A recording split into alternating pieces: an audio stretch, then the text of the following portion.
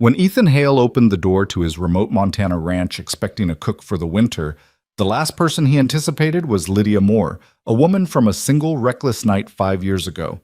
But it wasn't just Lydia standing in the snow.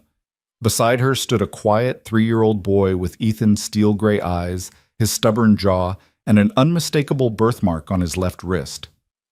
In that frozen moment, Ethan realized the past he'd abandoned had tracked him down, and there was nowhere left to run. If you're drawn to stories of second chances, redemption, and the families we never planned but desperately need, stay with me until the end. And please, hit that like button and comment your city below. I want to see just how far this story travels. The November wind cut across the Montana high country like a blade, carrying the scent of pine and the promise of early snow. Ethan Hale stood on the porch of his ranch house, watching the stagecoach lumber up the narrow road that carved through his land. The horses strained against the incline, their breath visible in the frigid air, and the driver hunched forward against the cold. Ethan pulled his sheepskin coat tighter. He'd been expecting this arrival for 2 weeks. A cook from the agency in Helena, someone to prepare meals through the brutal winter months when the ranch became an island in a sea of white. He'd specified his requirements clearly: competent, quiet, able to tolerate isolation. He hadn't asked for company. He'd asked for help. The coach slowed as it approached the house, wheels crunching over frozen ground. Ethan descended the porch steps, his boots striking wood with hollow thuds. The driver climbed down, his face weathered and red from exposure. "Mr. Hale," the driver called. "That's right. Got your cook."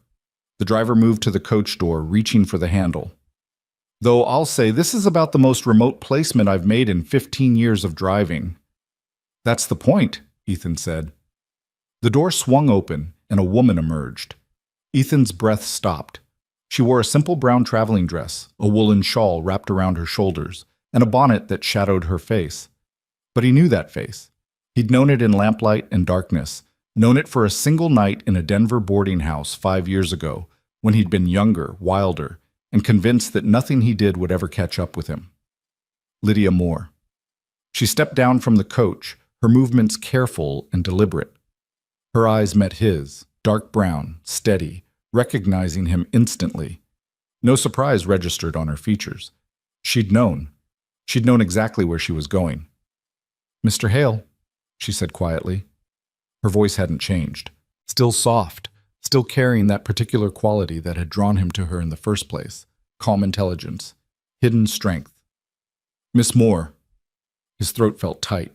He couldn't say more, not with the driver watching, not with his mind racing through calculations and consequences.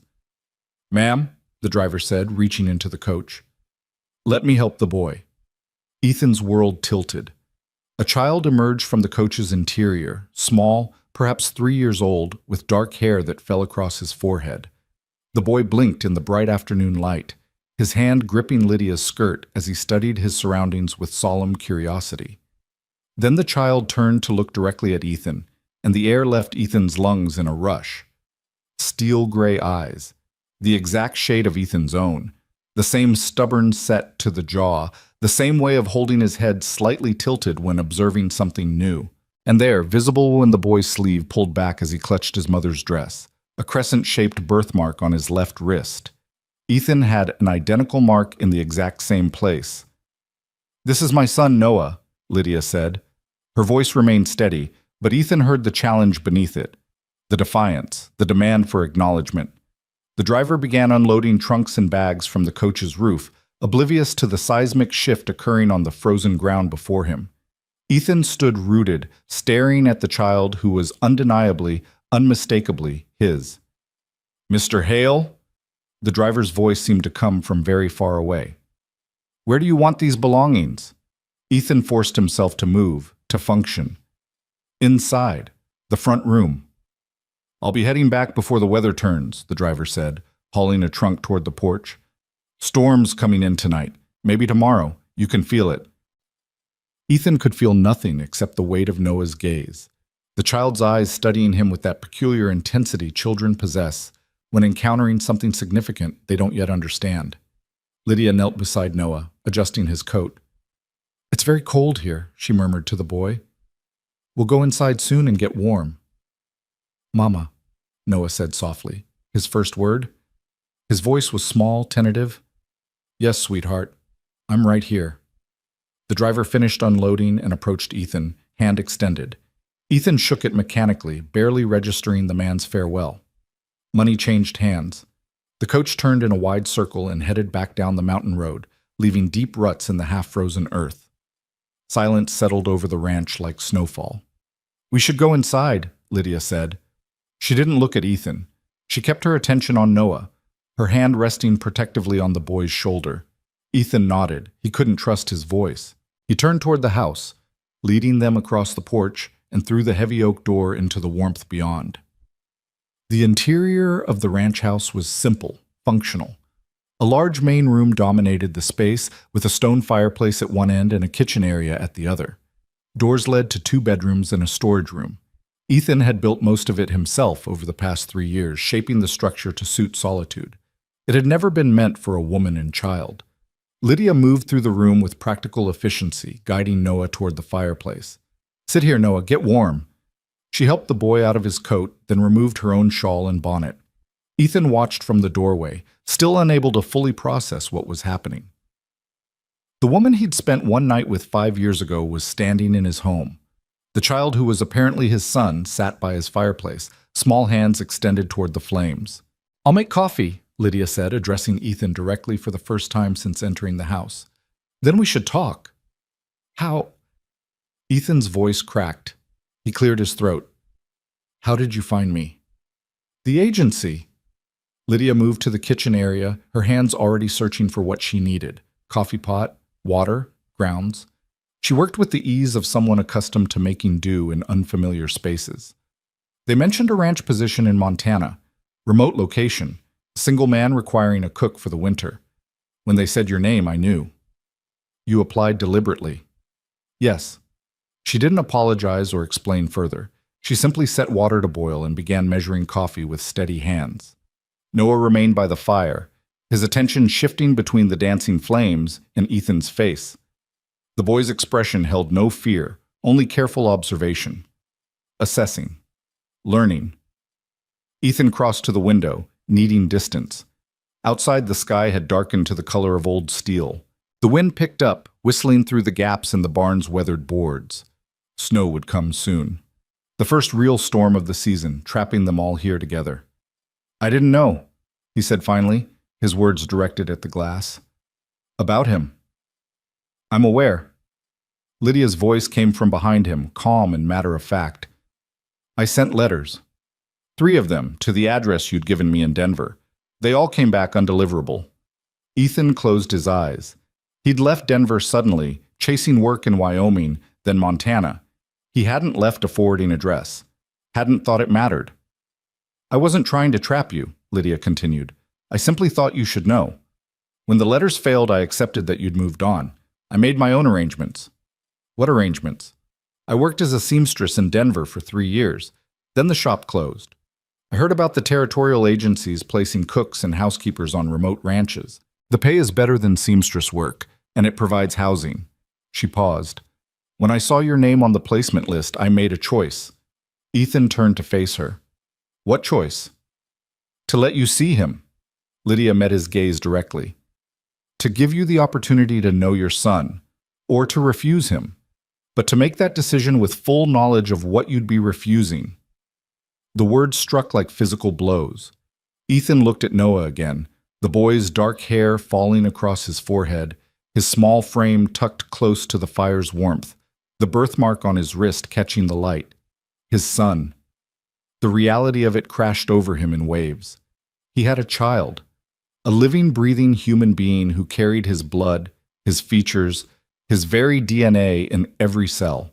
A boy who'd existed for 3 years without Ethan's knowledge, growing and learning and becoming a person in Ethan's complete absence. Does he know? Ethan's voice emerged rough. About me?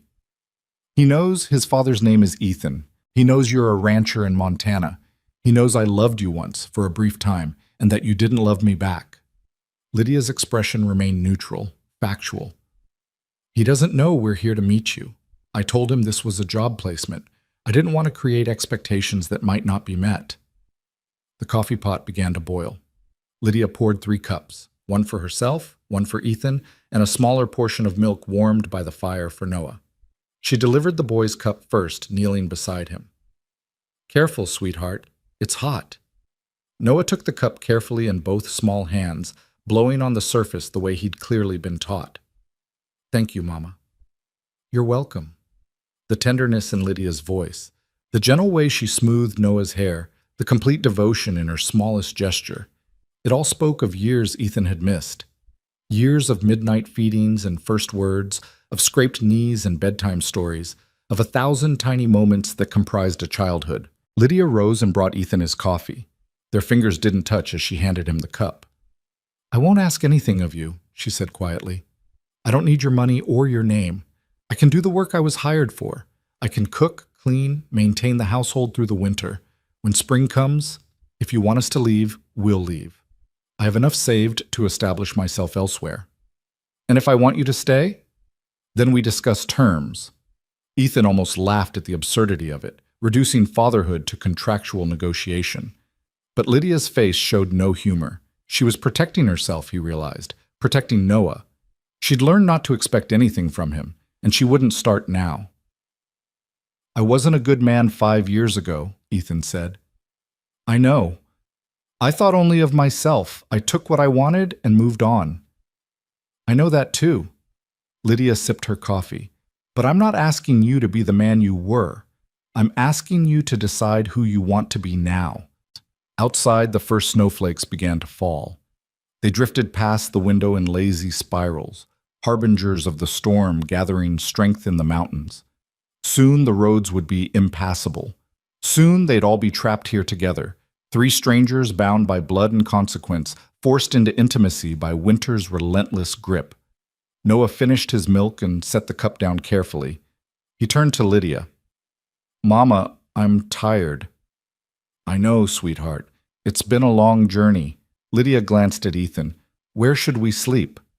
Ethan gestured toward one of the bedroom doors. "That room. There's a bed. It's small, but it'll be fine." Lydia took Noah's hand and led him toward the bedroom. The boy went willingly, his small fingers wrapped around his mother's. At the threshold, Noah paused and looked back at Ethan. Those gray eyes, Ethan's eyes, studying him with unsettling intensity. "What's your name?" Noah asked. The question landed like a stone in still water, ripples spreading outward. Ethan's throat tightened. He wanted to say father, wanted to claim the title and the relationship and all the responsibilities that came with it. But he'd earned none of it. He'd been absent for every moment that mattered. "Ethan," he said simply. Noah considered this, head tilted in that familiar way. "Ethan," he repeated, testing the name. Then he turned and followed his mother into the bedroom, leaving Ethan alone in the main room with his cooling coffee and the weight of everything he didn't know how to carry. The bedroom door closed softly. Ethan stood motionless, listening to the muffled sounds of Lydia helping Noah settle for sleep. The rustle of clothing, the creak of the bed frame, her gentle voice murmuring reassurances too quiet for Ethan to distinguish words. He'd imagined his winter would be silent, productive.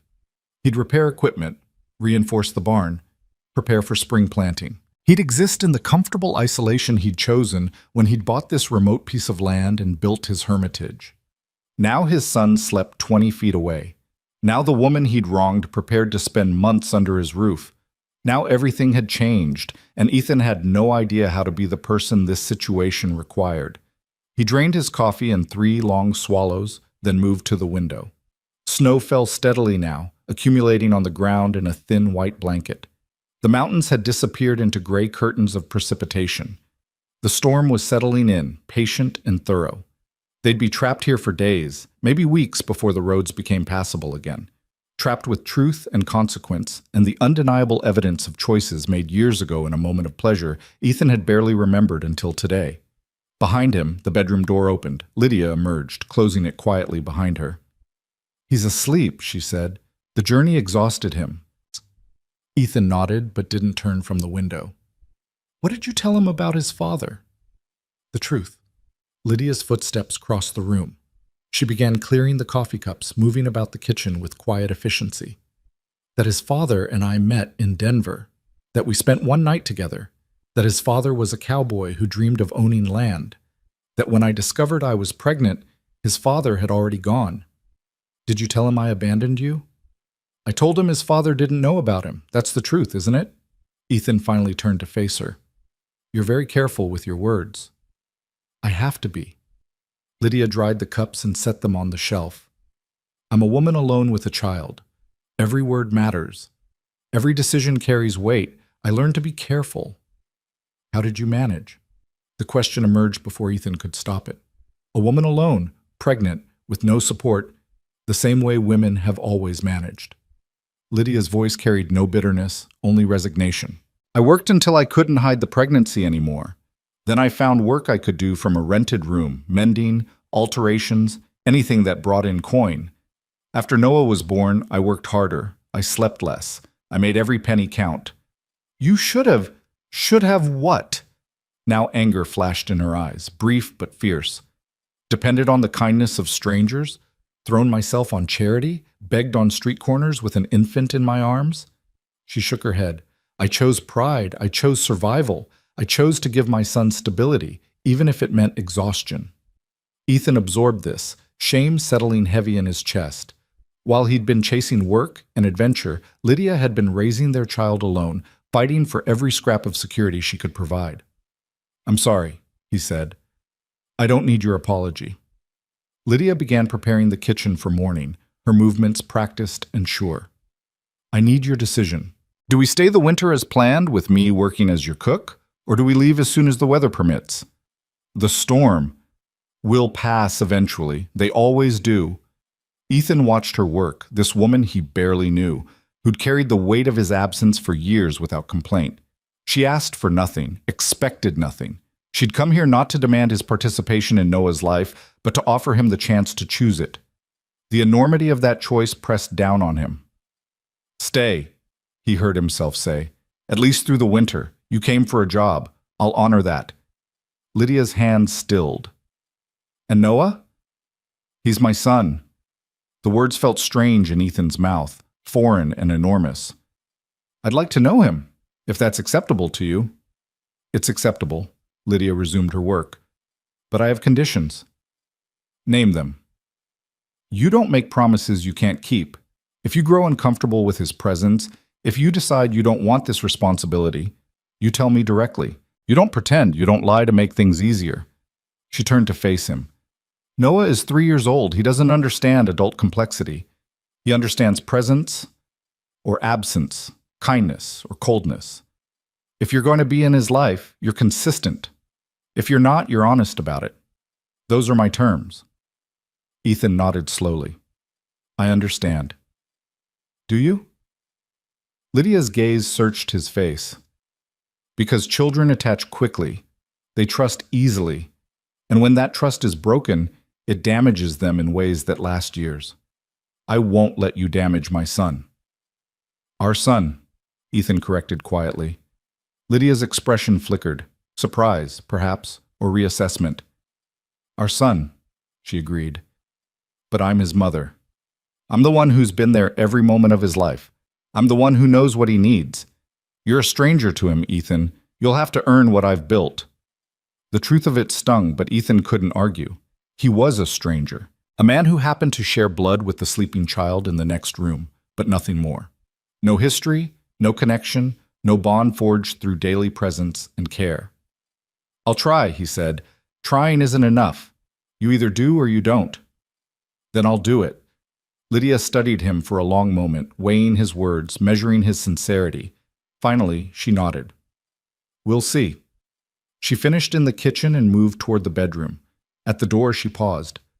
Thank you for letting us stay. I'm not doing you a favor, Ethan said. You needed work. I needed a cook. This is business. Is it? Lydia's lips curved in something that wasn't quite a smile. We both know it's more complicated than that.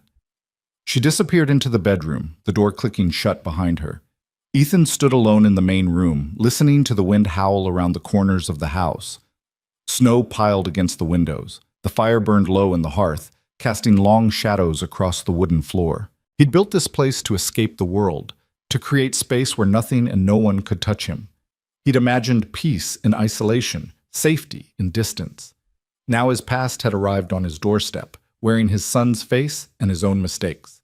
Now there was no escape, no distance great enough to outrun what he'd done. Ethan added wood to the fire, watching sparks spiral upward. He thought about the boy sleeping in the next room, Noah, who carried Ethan's blood and his birthmark, but none of his history. A clean slate, an innocent inheritor of consequences he'd played no part in creating. What kind of man did Ethan want to be for that boy? The question haunted him as he prepared for bed, as he lay in the darkness of his own room listening to the storm rage outside.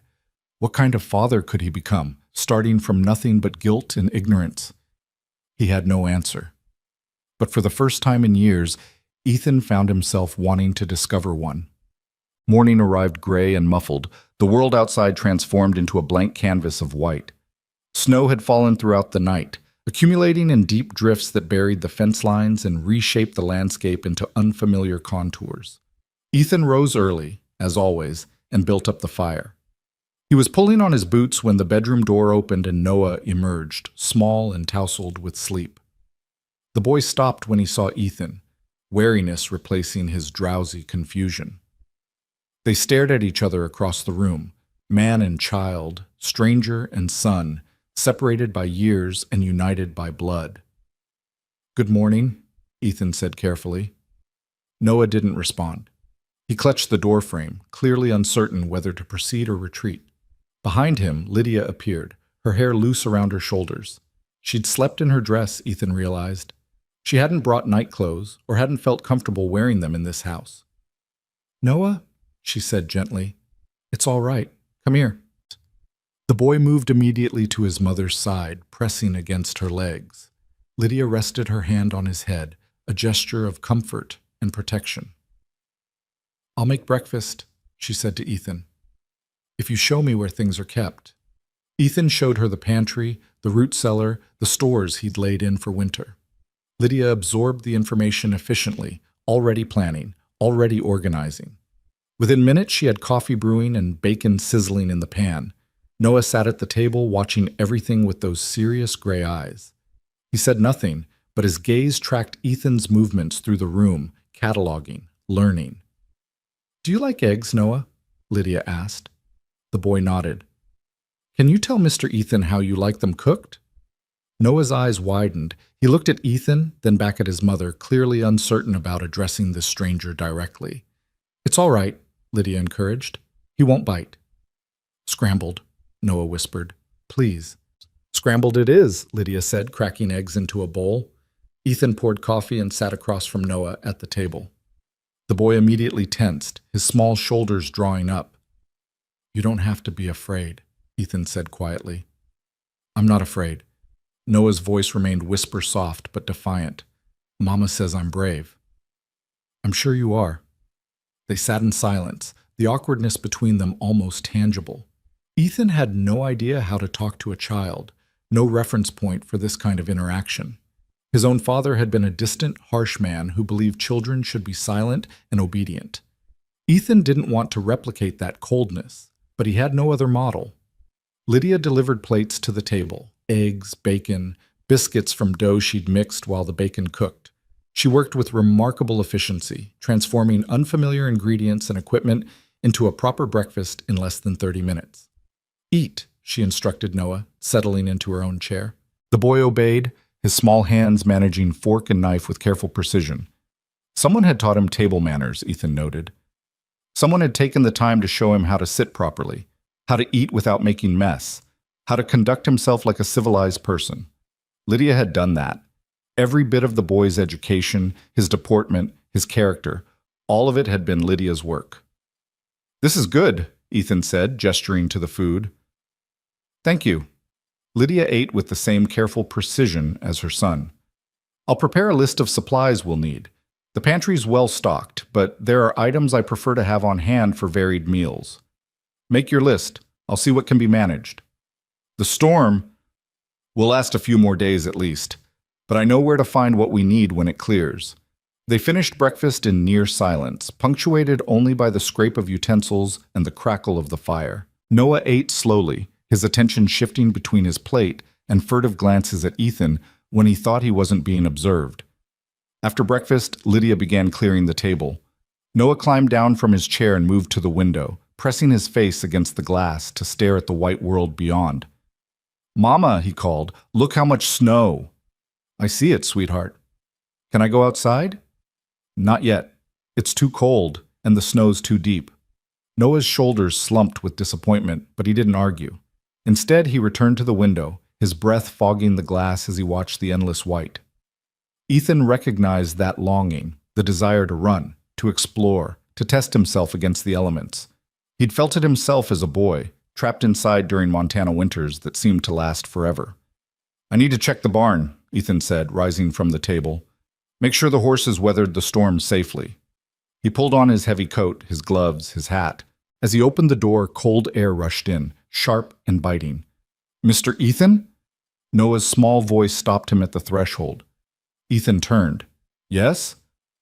"Are there animals in the barn?" "Horses. 2 of them." Noah's eyes widened with interest. "Can I see them?" "Noah," Lydia said quickly, "Mr. Ethan has work to do. You can't—" "He can come." The words emerged before Ethan fully thought them through. "If you dress him warm enough." Lydia looked uncertain. "The cold. I'll keep him close. We'll be quick." Mother and son exchanged a glance, some wordless communication passing between them.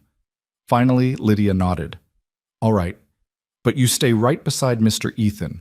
You don't wander. You don't touch anything without permission. Understood?" "Yes, Mama."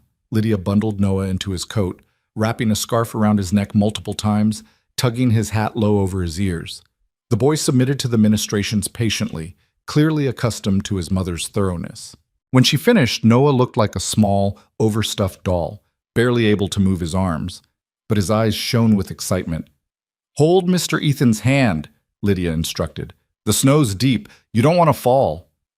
Noah extended his small hand toward Ethan.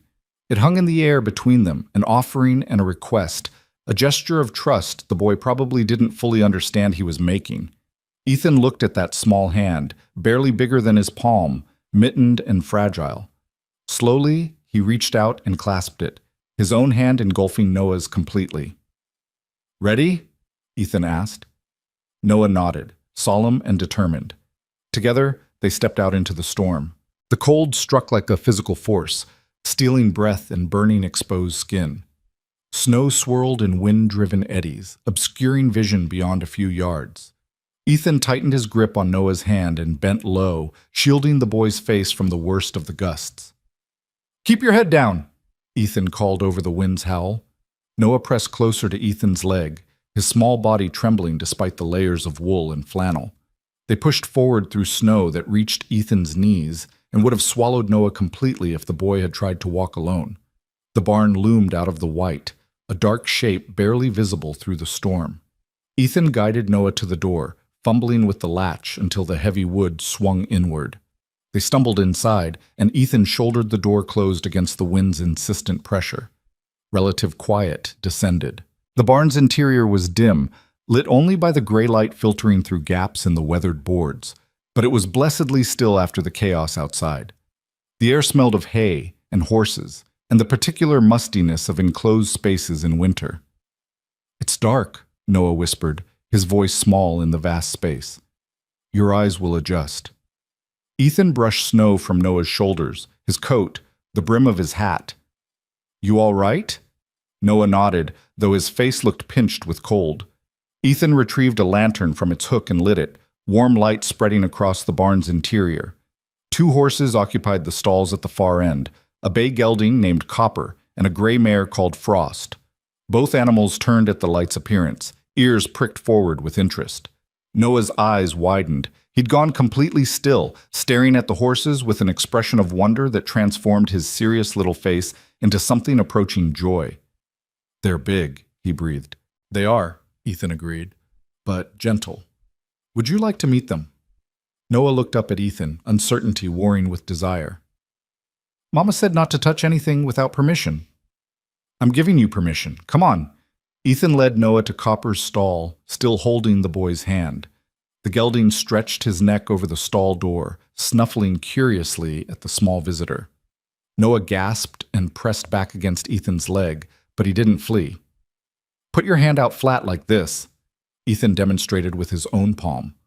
Let him smell you. That's how horses say hello. Noah slowly extended his mittened hand. Copper lowered his great head and breathed across the boy's palm, whiskers tickling wool. Noah giggled, the first truly childlike sound Ethan had heard from him, and the tension in the boy's small frame eased. He's soft, Noah said, reaching up to touch Copper's nose with wondering fingers. He likes you. How can you tell? See how his ears are forward? That means he's interested, calm. If his ears went back flat against his head, that would mean he's angry or afraid. Noah studied Copper's ears with intense concentration, learning, absorbing. What's his name? Copper, because of his color. See how he's reddish-brown like a copper penny? Copper, Noah repeated softly, as if committing it to memory. Hello, Copper. The gelding huffed and tossed his head, clearly pleased with the attention. Noah laughed again, the sound bright and genuine in the barn's dim interior. Ethan felt something shift in his chest, a tightness he hadn't known was there, loosening just slightly. This was his son. This small person experiencing wonder at something as simple as a horse's greeting. This child who carried Ethan's blood and his features, and who was, in this moment, trusting Ethan completely. Can I see the other one? Noah asked. That's Frost. She's a little more particular about who she likes, but we can try. They moved to the gray mare's stall. Frost regarded them with aristocratic disinterest, her dark eyes calm but assessing. Noah extended his hand as he'd been taught, and after a moment's consideration, Frost deigned to sniff his palm. She's pretty, Noah said. Like Mama's silver button. What silver button? Mama has a button from her grandmother. It's silver and has flowers on it. She keeps it in a box and sometimes she lets me hold it, but I have to be very careful because it's special. The detail pierced Ethan, this glimpse into the private world Lydia and Noah had built together. A world of treasured buttons and careful trust, of small ceremonies and quiet moments between mother and son. Ethan had no place in that world. He was an intruder, a stranger invited to observe but not yet permitted to truly belong. Your mama must treasure things that remind her of family, Ethan said carefully. She says family is important. Even when they're gone, we remember them with special things. Noah stroked Frost's nose with gentle fingers. Do you have special things from your family? The question caught Ethan unprepared. He thought of his own childhood, sparse, harsh, devoid of sentiment. His father had believed sentiment made men weak. Possessions were tools, nothing more. When his parents had died within a year of each other, Ethan had sold everything they owned and used the money to buy his first horse and saddle. No, Ethan said finally. I don't. Noah looked up at him, those gray eyes too perceptive for a 3-year-old. That's sad. Maybe, Ethan admitted, but I have different things I value. This land, these horses, the work I do. Do you value Mama and me? The question landed with the force of a blow.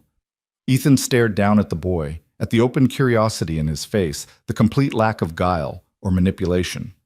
Noah wasn't testing him. He was simply asking, wanting to understand where he and his mother fit in this stranger's hierarchy of importance. I'm learning to, Ethan said, choosing honesty over easy comfort. I didn't know you existed until yesterday. That's not your fault. It's mine for leaving your mother without looking back. But now that I know, now that you're here, I want to learn how to value you properly. Noah considered this with the same serious attention he'd given everything else. Mama says learning takes time. Your mother is a wise woman. She's the best mama in the whole world. I believe you. Noah smiled then, small but genuine, and returned his attention to Frost. The mare had warmed to the boy's gentle approach, and now nuzzled his shoulder, searching for treats she seemed to believe all small humans should carry. Ethan checked the horse's water, broke ice that had formed overnight in the troughs, and distributed hay from the loft. Noah watched every action, asking questions in his quiet voice, absorbing information with remarkable focus for someone so young. Why do they need so much hay? Keeps them warm. When they digest food, their bodies create heat. Like how Mama says eating soup warms your belly? Exactly like that. Do they get cold in the barn? Not as cold as they'd be outside in the storm. The barn blocks the wind, and their own body heat helps warm the space. Noah nodded, filing this away. When I'm bigger, can I help you take care of them? The question assumed a future Ethan hadn't yet committed to, a timeline that stretched beyond this winter into seasons and years he hadn't promised. But looking down at the boy's hopeful face, Ethan found himself unwilling to crush that hope with uncertainty. When you're bigger, Ethan said, I'll teach you everything I know about horses. If you want to learn. I want to learn. Noah's voice carried absolute conviction. I want to learn everything. They finished the barn work together, Noah passing Ethan tools when asked, holding the lantern when needed, making himself useful in small ways that spoke of a child accustomed to helping, to contributing, to earning his place through effort. When they finally emerged back into the storm, the wind had intensified.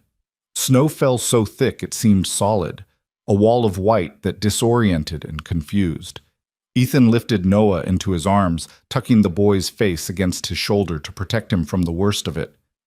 Hold on tight, Ethan instructed, small arms wrapped around Ethan's neck, trusting and secure. Ethan pushed through the drifts, navigating by memory and instinct more than sight. The house appeared suddenly, materializing from the white like a ship from fog. Inside, warmth enveloped them. Lydia looked up from the stove where she was preparing what smelled like stew, her face relaxing when she saw them safely returned. You were gone a while, she said, moving to help Noah out of his snow-caked layers. I was beginning to worry. We got to know the horses, Noah announced, his cheeks flushed pink with cold and excitement. Their names are Copper and Frost, and Copper likes me, and Frost is pretty like your silver button, and when I'm bigger, Ethan's going to teach me everything about horses. The words tumbled out in an unprecedented rush, Noah's usual reticence swept aside by enthusiasm. Lydia glanced at Ethan, one eyebrow raised in question. He was helpful, Ethan said, shrugging out of his own coat. Natural with the animals. Was he? Lydia's voice carried notes of both pride and caution.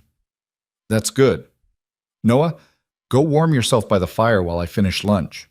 Noah scampered to the hearth, still chattering about the horses, about their ears and their soft noses, and the way Frost had searched his pockets for treats he didn't have. Lydia worked in silence for a moment, stirring the stew, adjusting the heat. Finally, without looking at Ethan, she spoke quietly. Thank you for being kind to him. I wasn't being kind, I was being honest. That's a form of kindness. She glanced at him then, her dark eyes searching his face. He doesn't give his trust easily. He's learned to be cautious around men. The ones we encountered in Denver were often rough, sometimes cruel. He's seen me spoken to poorly, seen how some men treat women and children they consider beneath them. Ethan felt anger kindle in his chest, hot and protective and completely irrational, given that he had no right to feel protective of either of them. Did anyone hurt you? Hurt him? Nothing we couldn't survive. Lydia returned to her work. But it taught him wariness. The fact that he warmed to you this morning, that he trusted you enough to hold your hand and be excited about horses, that matters. Don't take it lightly. I don't. Good. She ladled stew into bowls. Because if you betray that trust, if you hurt him, you'll answer to me, and I'm not nearly as forgiving as I might appear. The threat held no heat, but Ethan heard the steel beneath it. Lydia would protect her son with everything she had. She'd already proven that through 3 years of single parenthood, of endless work and sacrifice. She'd do it again without hesitation. I won't hurt him, Ethan said. Not intentionally, perhaps, but hurt comes in many forms. Absence can hurt as much as cruelty. Indifference can damage as deeply as anger. Then I'll be present. I'll be interested. Will you? Lydia finally turned to face him fully. For how long, Ethan? A week? A month? Until the novelty wears off and you remember why you chose solitude in the first place? I don't know, Ethan admitted. I don't know what kind of father I'll be or even if I can be one at all, but I know I want to try. Doesn't that count for something? Lydia studied him for a long moment, weighing his words against whatever measure she used to judge sincerity. It counts for a beginning, she said finally. Nothing more. They ate lunch together, stew thick with vegetables and meat, bread Lydia had somehow managed to bake in the unfamiliar stove, coffee strong enough to cut through the cold that still clung to Ethan's bones despite the fire's heat. Noah talked throughout the meal, his earlier reticence completely abandoned. He told his mother about Copper's copper-colored coat and Frost's noble bearing, about how horses said hello with their noses and communicated mood with their ears. He recounted every detail with the precision of a child who'd been paying absolute attention. Lydia listened with the patient focus of a mother accustomed to her son's enthusiasms, asking questions that encouraged him to elaborate, to think more deeply about what he'd observed. Watching them interact, Ethan saw the bond they'd forged, strong and complete, a unit unto themselves. They had their own language of glances and gestures, their own rhythms and rituals. They'd survived together, relied on each other, built a world where two were enough. Ethan was the intruder in that world, the variable they'd learned to live without. After lunch, Noah grew drowsy, the excitement and cold finally catching up with him. Lydia put him down for a nap, and silence settled over the house like the snow settled over the land outside, thick, muffling, isolating. Ethan busied himself with indoor work. He sharpened tools, mended tack, oiled leather that had grown stiff with age and cold. Lydia worked in the kitchen, organizing supplies, taking inventory, making lists in neat handwriting on paper she'd brought with her. They orbited each other carefully, maintaining distance, speaking only when necessary. The awareness between them was almost tangible, the knowledge of who they'd been to each other 5 years ago, who they were now, and the child sleeping in the next room who connected them irrevocably. Evening arrived early, the storm-darkened sky surrendering to night long before sunset. Ethan lit lanterns against the gloom. Lydia prepared dinner. Noah woke from his nap and immediately asked if he could visit the horses again tomorrow.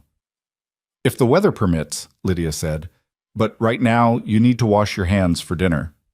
They ate in the warm circle of lantern light while the storm raged beyond the walls. Ethan told stories about previous winters, about storms that had lasted weeks, about the year he'd been snowed in for a month and survived on nothing but beans and coffee. Noah listened with wide eyes. "Weren't you scared, being alone?" "Sometimes," Ethan admitted, "but mostly I was too busy to be scared. Had to keep the fire going, had to take care of the horses, had to make sure the roof didn't collapse under the snow's weight. Fear is a luxury you can't afford when survival takes all your attention. Mama says being scared is all right as long as you don't let it stop you from doing what needs to be done." "Your mama is right about a lot of things." Lydia's eyes met his across the table, surprise flickering in their depths. She'd expected conflict, Ethan realized, expected him to undermine her authority or contradict her teachings the way insecure men often did when confronted with capable women. But Ethan had seen too much of Lydia's competence, her strength, her unwavering dedication to their son. He wouldn't insult that by pretending he knew better. After dinner, as Lydia cleaned up and prepared Noah for bed, Ethan stood at the window watching the storm's relentless assault on his small corner of the world. Snow had drifted against the barn until it was half buried. The horses would be fine, they had food and shelter, but if this continued much longer, he'd need to dig them out to prevent the barn doors from being completely blocked. "Ethan?" Noah's small voice came from behind him. Ethan turned. The boy stood in his nightshirt, feet bare on the wooden floor, looking even smaller than usual in the oversized garment. "Shouldn't you be in bed?" "Mama said I could say goodnight." Noah hesitated, shifting his weight from foot to foot.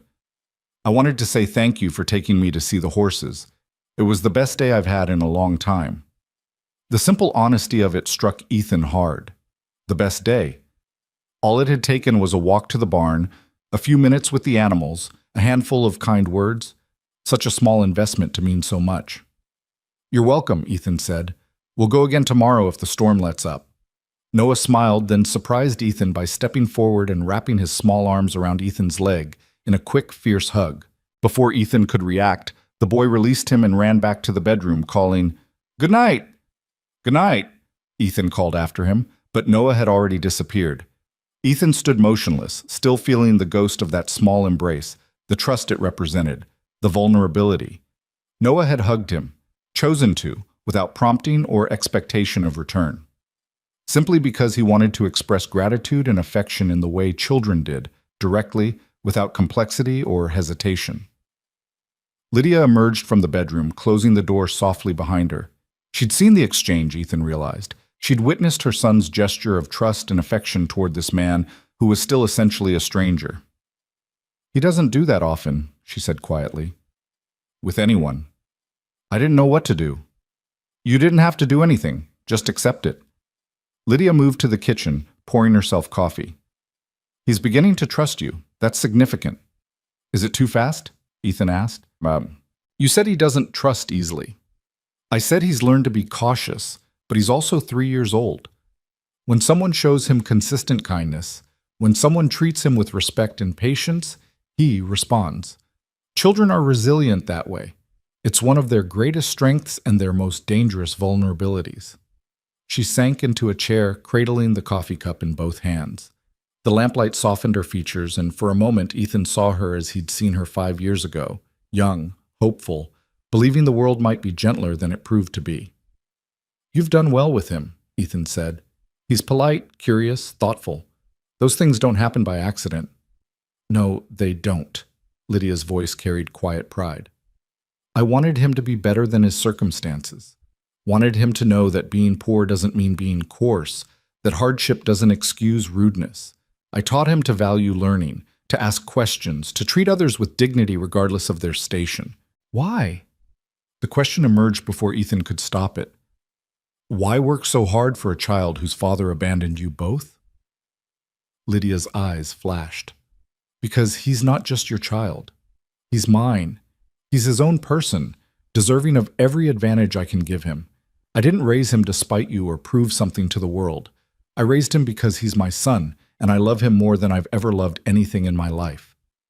The fierce devotion in her voice, the absolute certainty, it humbled Ethan completely. Lydia hadn't just survived single motherhood. She'd embraced it, claimed it, made it the defining purpose of her existence. Noah wasn't a burden she'd been forced to carry. He was the center of her world, the reason she worked and struggled and persevered. "I'm sorry," Ethan said. "That was a stupid question." "Yes, it was." Lydia sipped her coffee. "But I understand why you asked. You're trying to understand us, to find your place in something that's already complete. That's not easy." "No, it's not."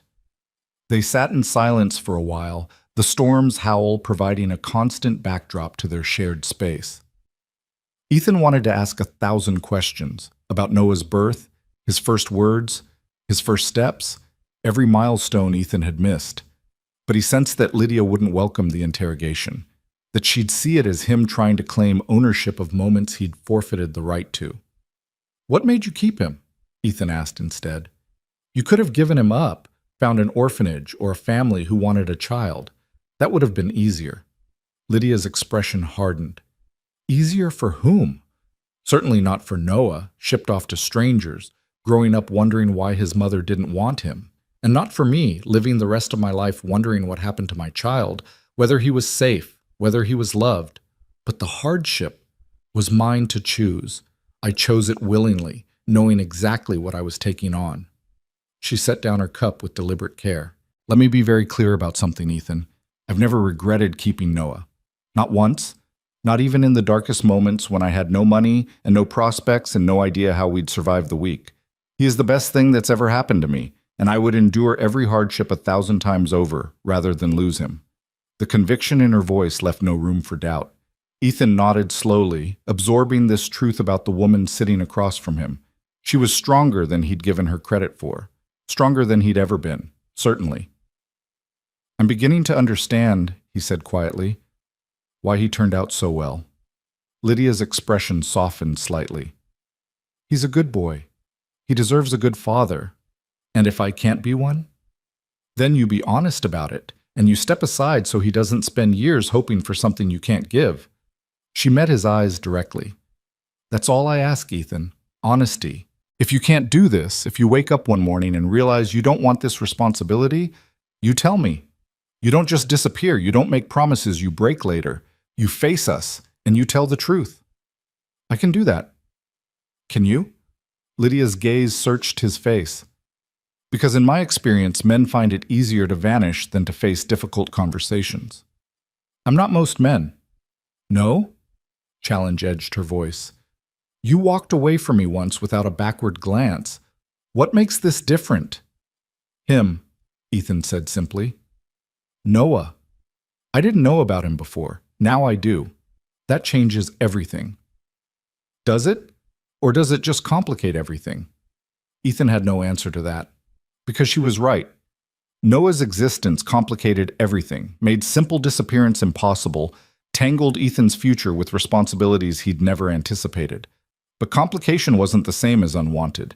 Difficult wasn't the same as wrong. I guess we'll find out, Ethan said finally. Lydia studied him for a long moment, then nodded. I guess we will. She rose, rinsed her cup, and moved toward the bedroom. At the threshold, she paused and looked back at him. For what it's worth, she said quietly, I hope you succeed. Not for my sake. I've learned to need nothing from you. But for his. Every child deserves a father who chooses to stay. She disappeared into the bedroom, leaving Ethan alone with the storm and his thoughts and the weight of expectations he wasn't sure he could meet.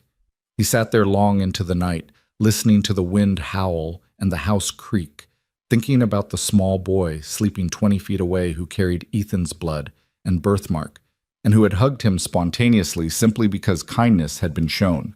Noah deserved better than Ethan's uncertainty. He deserved commitment, presence, the kind of steadfast reliability Lydia had provided alone for 3 years. Could Ethan become that kind of father? Could he transform from the selfish drifter he'd been into someone worthy of that child's trust? He didn't know. But for the first time in his life, Ethan found himself truly wanting to try. Not because obligation demanded it, but because something deeper stirred in his chest when Noah smiled, when the boy's small hand slipped trustingly into his, when those gray eyes, so like his own, looked at him with curiosity instead of judgment. Outside, the storm raged on. But inside, in the warm circle of lamplight, something else was beginning, something fragile and uncertain, but real nonetheless. Something that might, given time and care and commitment, grow into family. The storm broke on the third day, leaving behind a world transformed into crystalline silence. Ethan woke to brilliant sunlight streaming through the frosted windows, the kind of light that only came after heavy snow when every surface reflected and magnified the sun's rays, until the landscape blazed white and blinding. He rose quietly, careful not to wake the household, and stepped outside into air so cold it seared his lungs. The snow had drifted to the porch roof in places, completely reshaping the familiar contours of his ranch. Everything looked different, softened and rounded, the harsh edges buried beneath nature's relentless accumulation. The barn door was half buried. Ethan retrieved a shovel and began digging, his breath clouding in the crystalline air, his muscles warming to the familiar rhythm of winter labor. He'd cleared perhaps 3 feet when the house door opened and Noah appeared, bundled in his layers, his face bright with excitement. "Can I help?" the boy called. Ethan glanced towards the house. Lydia stood in the doorway, wrapped in a shawl, watching. She nodded permission, and Noah bounded off the porch, immediately sinking to his waist in the deep snow. "Oh," Noah said, surprised. Then he laughed, delighted by the absurdity of it. Ethan waded through the drifts and lifted the boy out, setting him on the path he'd already cleared. "Stay on the packed snow. Otherwise you'll disappear completely." Noah obeyed, following carefully in Ethan's footsteps as they made their way to the barn. Once there, Ethan found a smaller shovel, one he used for mucking stalls, and handed it to Noah. "Think you can move some of this snow?" Noah's eyes widened. "Really? Really? Just copy what I do." They worked together in companionable silence, Noah's small shovel moving perhaps a tenth of what Ethan's did, but the boy applied himself with fierce determination. His cheeks flushed pink with exertion, and his breath came in small puffs of vapor, but he didn't complain or ask to stop. "You're a hard worker," Ethan observed. "Mama says honest work is nothing to be ashamed of. She says some people think they're too good for hard work, but those people are wrong." "Your mama's right." She's right about most things. Noah paused in his shoveling. Are you going to marry her? The question hit like a physical blow. Ethan's shovel froze mid-swing. What? Are you going to marry Mama? Noah repeated, his tone matter-of-fact, as if he'd asked about the weather. Mrs. Henderson in Denver said Mama needed to find a husband because it's not proper for a woman to raise a boy alone. She said boys need fathers to learn how to be men. Ethan carefully set down his shovel, kneeling in the snow to be at Noah's eye level. What did your mama say to that? She said Mrs. Henderson should mind her own business, and that I was learning just fine from watching her work hard and treat people with respect. Noah's small face scrunched in thought. But then later, when she thought I was asleep, I heard her crying. She said she was sorry I didn't have a father like other boys. The image of Lydia crying alone, apologizing to her sleeping child for circumstances beyond her control, it carved something hollow in Ethan's chest. She'd borne not just the physical burden of single parenthood, but the emotional weight of perceived failure, of society's judgment, of fear that she wasn't enough. Your mama is enough, Ethan said firmly. More than enough. She's raised you better than most fathers I've known could have done. Then why did she cry? Because the world can be cruel to women who do things alone. Because people judge what they don't understand. Because she loves you so much that any pain you might feel hurts her twice as deep. Noah absorbed this with his characteristic seriousness. Do you love her? Another question that demanded honesty. Ethan thought about the woman sleeping in his house, the strength in her hands, the steel in her spine, the unwavering devotion to her son. Did he love her? He barely knew her. But respect? Admiration? The recognition that she was extraordinary? I'm learning to, Ethan said carefully. The same way I'm learning to know you. Love takes time to grow properly. Rushing it makes it shallow. Like how you have to water seeds before they grow into plants? Exactly like that. Noah considered this, then returned to his shoveling with renewed focus. They worked in silence for several minutes before the boy spoke again. I think you should marry her, he announced. Then we could stay here forever, and I could help you with the horses every day, and Mama wouldn't have to cry anymore. The simple solution of a child's mind: marry, stay, solve all problems with the permanence of family. If only adult reality were so straightforward. It's more complicated than that, Ethan said. Why? Because marriage is a serious commitment. It means promising to stay even when things are hard. It means building a life together, not just sharing a house. Your mama deserves someone who makes that promise knowing exactly what it means. And you don't know? Not yet. But I'm trying to learn. Noah accepted this with a solemn nod, and they returned to their work. By the time they'd cleared the barn entrance, the sun had climbed higher, turning the snow from blinding white to a softer, warmer glow. Copper and Frost greeted them enthusiastically, and Noah immediately moved to their stalls, greeting each horse by name, telling them about the storm in his quiet, earnest voice. Ethan watched the boy interact with the animals and saw, perhaps for the first time, the future that could exist. Noah growing up on this ranch, learning the land and the work, becoming capable and confident under Ethan's guidance. Lydia establishing herself here, her competence and strength finding proper outlet. The three of them building something together, not perfect, but real and solid and lasting. The vision both attracted and terrified him. They returned to the house to find Lydia preparing breakfast, the kitchen warm and fragrant with the smell of frying bacon and fresh coffee. She looked up as they entered, her eyes cataloging their snow-covered clothes, Noah's bright face, the easy way the boy chattered to Ethan about Copper's morning greeting. Wash up, she instructed. Both of you. You're tracking snow everywhere. They obeyed and soon were seated at the table while Lydia served eggs and bacon and biscuits that melted on the tongue. Noah recounted their morning's work, his words tumbling over each other in his eagerness to share every detail. And Ethan said I'm a hard worker, and he let me use a real shovel, not a toy, and I moved so much snow, Mama, you should have seen it. I'm sure you were very helpful, Lydia said, though her eyes found Ethan's with a question in them. He was, Ethan confirmed. Didn't quit once, even when the work got hard. Pride flickered across Lydia's face, quickly suppressed. That's my boy. After breakfast, Ethan announced his intention to check the perimeter fences to assess storm damage and ensure the property remained secure. Noah immediately asked to come along. "It'll be a long walk," Ethan warned. "Cold, tiring. You'd be more comfortable here by the fire." "I want to come," Noah insisted. "Please." Lydia met Ethan's gaze across the table, and something passed between them. An acknowledgement, perhaps, that this was becoming more than a temporary arrangement, that bonds were forming whether they willed it or not. "Bundle him warm," Ethan said. We'll be back by midday." They set out into the crystalline morning, Noah riding on Ethan's shoulders where the snow was deepest, walking beside him, where Ethan had broken trail. The boy asked questions constantly, about the trees, the animal tracks visible in the fresh snow, the way the sun made the ice crystals sparkle like scattered diamonds.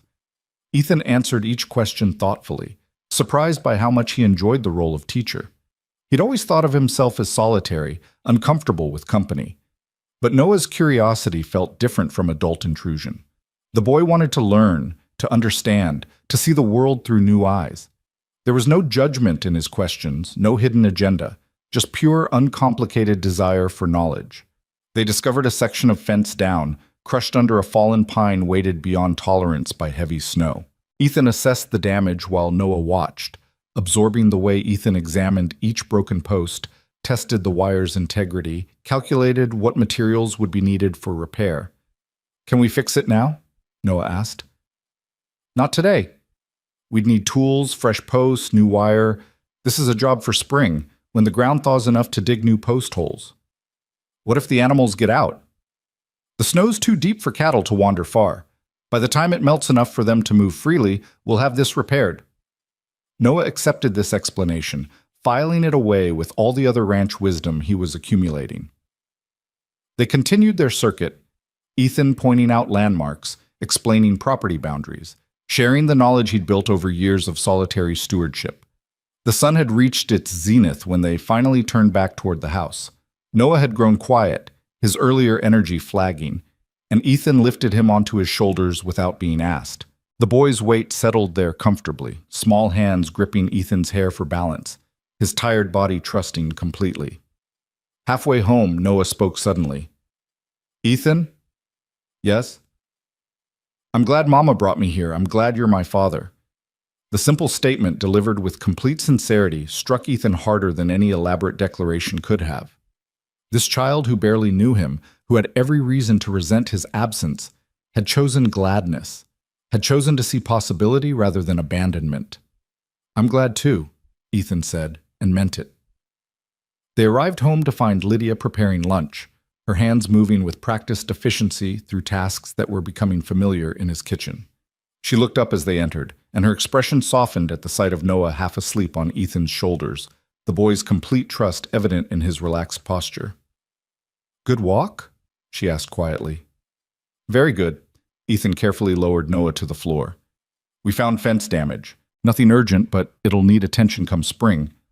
"Noah, go wash up for lunch," Lydia instructed. The boy obeyed, disappearing into the bedroom. The moment he was gone, Lydia turned to Ethan with something fierce in her eyes.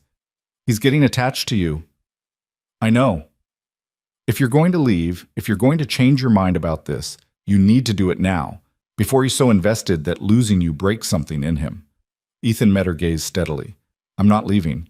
You say that now, but winter's barely started. We've been here less than a week. Wait until the isolation really sets in, until the constant presence of a child's questions and needs starts to wear on you. Then see if you still feel the same. You're expecting me to fail. I'm protecting my son from disappointment." Lydia's voice remained level, but Ethan heard the tremor beneath it. "I've watched him lose things before. A home when we had to move, friends when circumstances forced us to different neighborhoods, the small securities I tried to build that kept crumbling under financial pressure.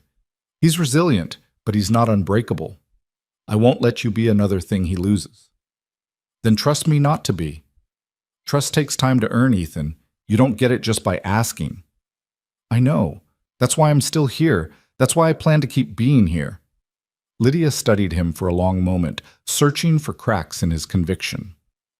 Finally, she nodded slowly. "All right. But I'm watching." The moment I see you pulling away, the moment I sense you're done with this experiment, we leave. I don't care if it's the middle of winter or the roads are impassable. I'll find a way." "Fair enough." Noah returned, and they ate lunch together in the warm kitchen while outside the world gleamed with reflected sunlight. The conversation flowed easily now.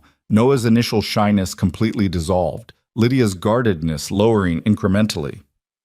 After lunch, while Noah napped off the morning's exertion, Ethan and Lydia worked together to reorganize the storage room. She'd identified inefficiencies in his system, ways to maximize space and improve accessibility. He found himself deferring to her judgment, recognizing that her practical experience managing limited resources far exceeded his own. "You're good at this," he observed, watching her arrange supplies with geometric precision. "I've had practice making little go far. When you're poor, organization isn't optional. It's survival.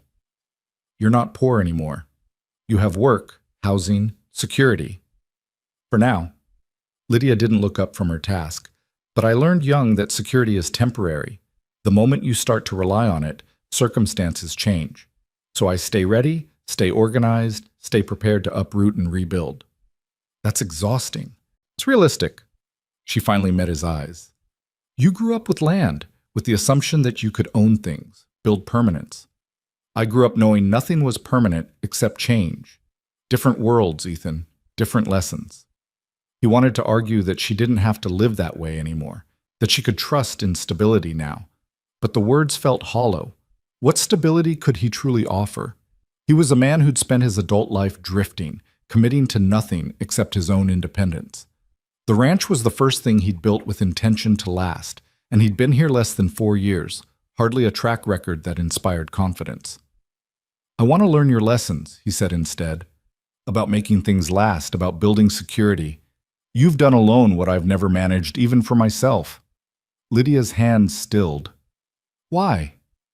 "Because I'm tired of drifting. Because Noah deserves better than a father who can't commit to anything. Because you deserve a partner, not another burden." "I never asked to be your partner." "I know, but I'm asking if you'd consider it. Not now. I'm not fool enough to think I've earned that yet. But eventually, when I've proven I can be the person you and Noah need." Lydia returned to her organizing, but Ethan saw the color rise in her cheeks, the slight tremor in her usually steady hands. "That's a long way off." "I know, but I wanted you to know I'm thinking about it, that I'm working toward it. Don't make promises you can't keep."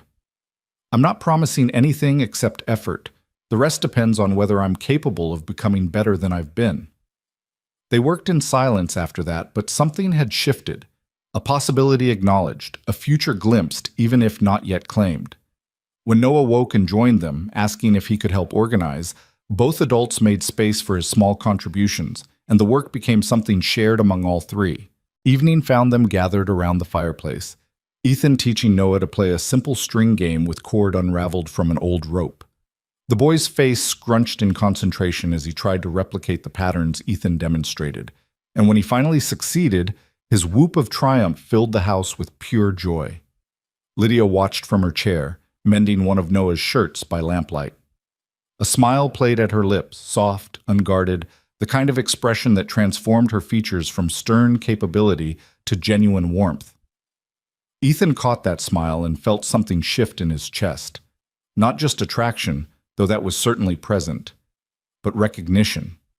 This woman, who'd survived what would have broken lesser people, who'd raised an extraordinary child against impossible odds, who asked for nothing but gave everything. She was remarkable, not in the abstract way one might admire a stranger's accomplishments, but in the immediate, visceral way that made him want to be worthy of her regard. He wanted to earn her trust, to prove himself capable of the commitment she deserved, to build something with her that would last, not because obligation demanded it, but because they both chose it daily. The realization both terrified and steadied him.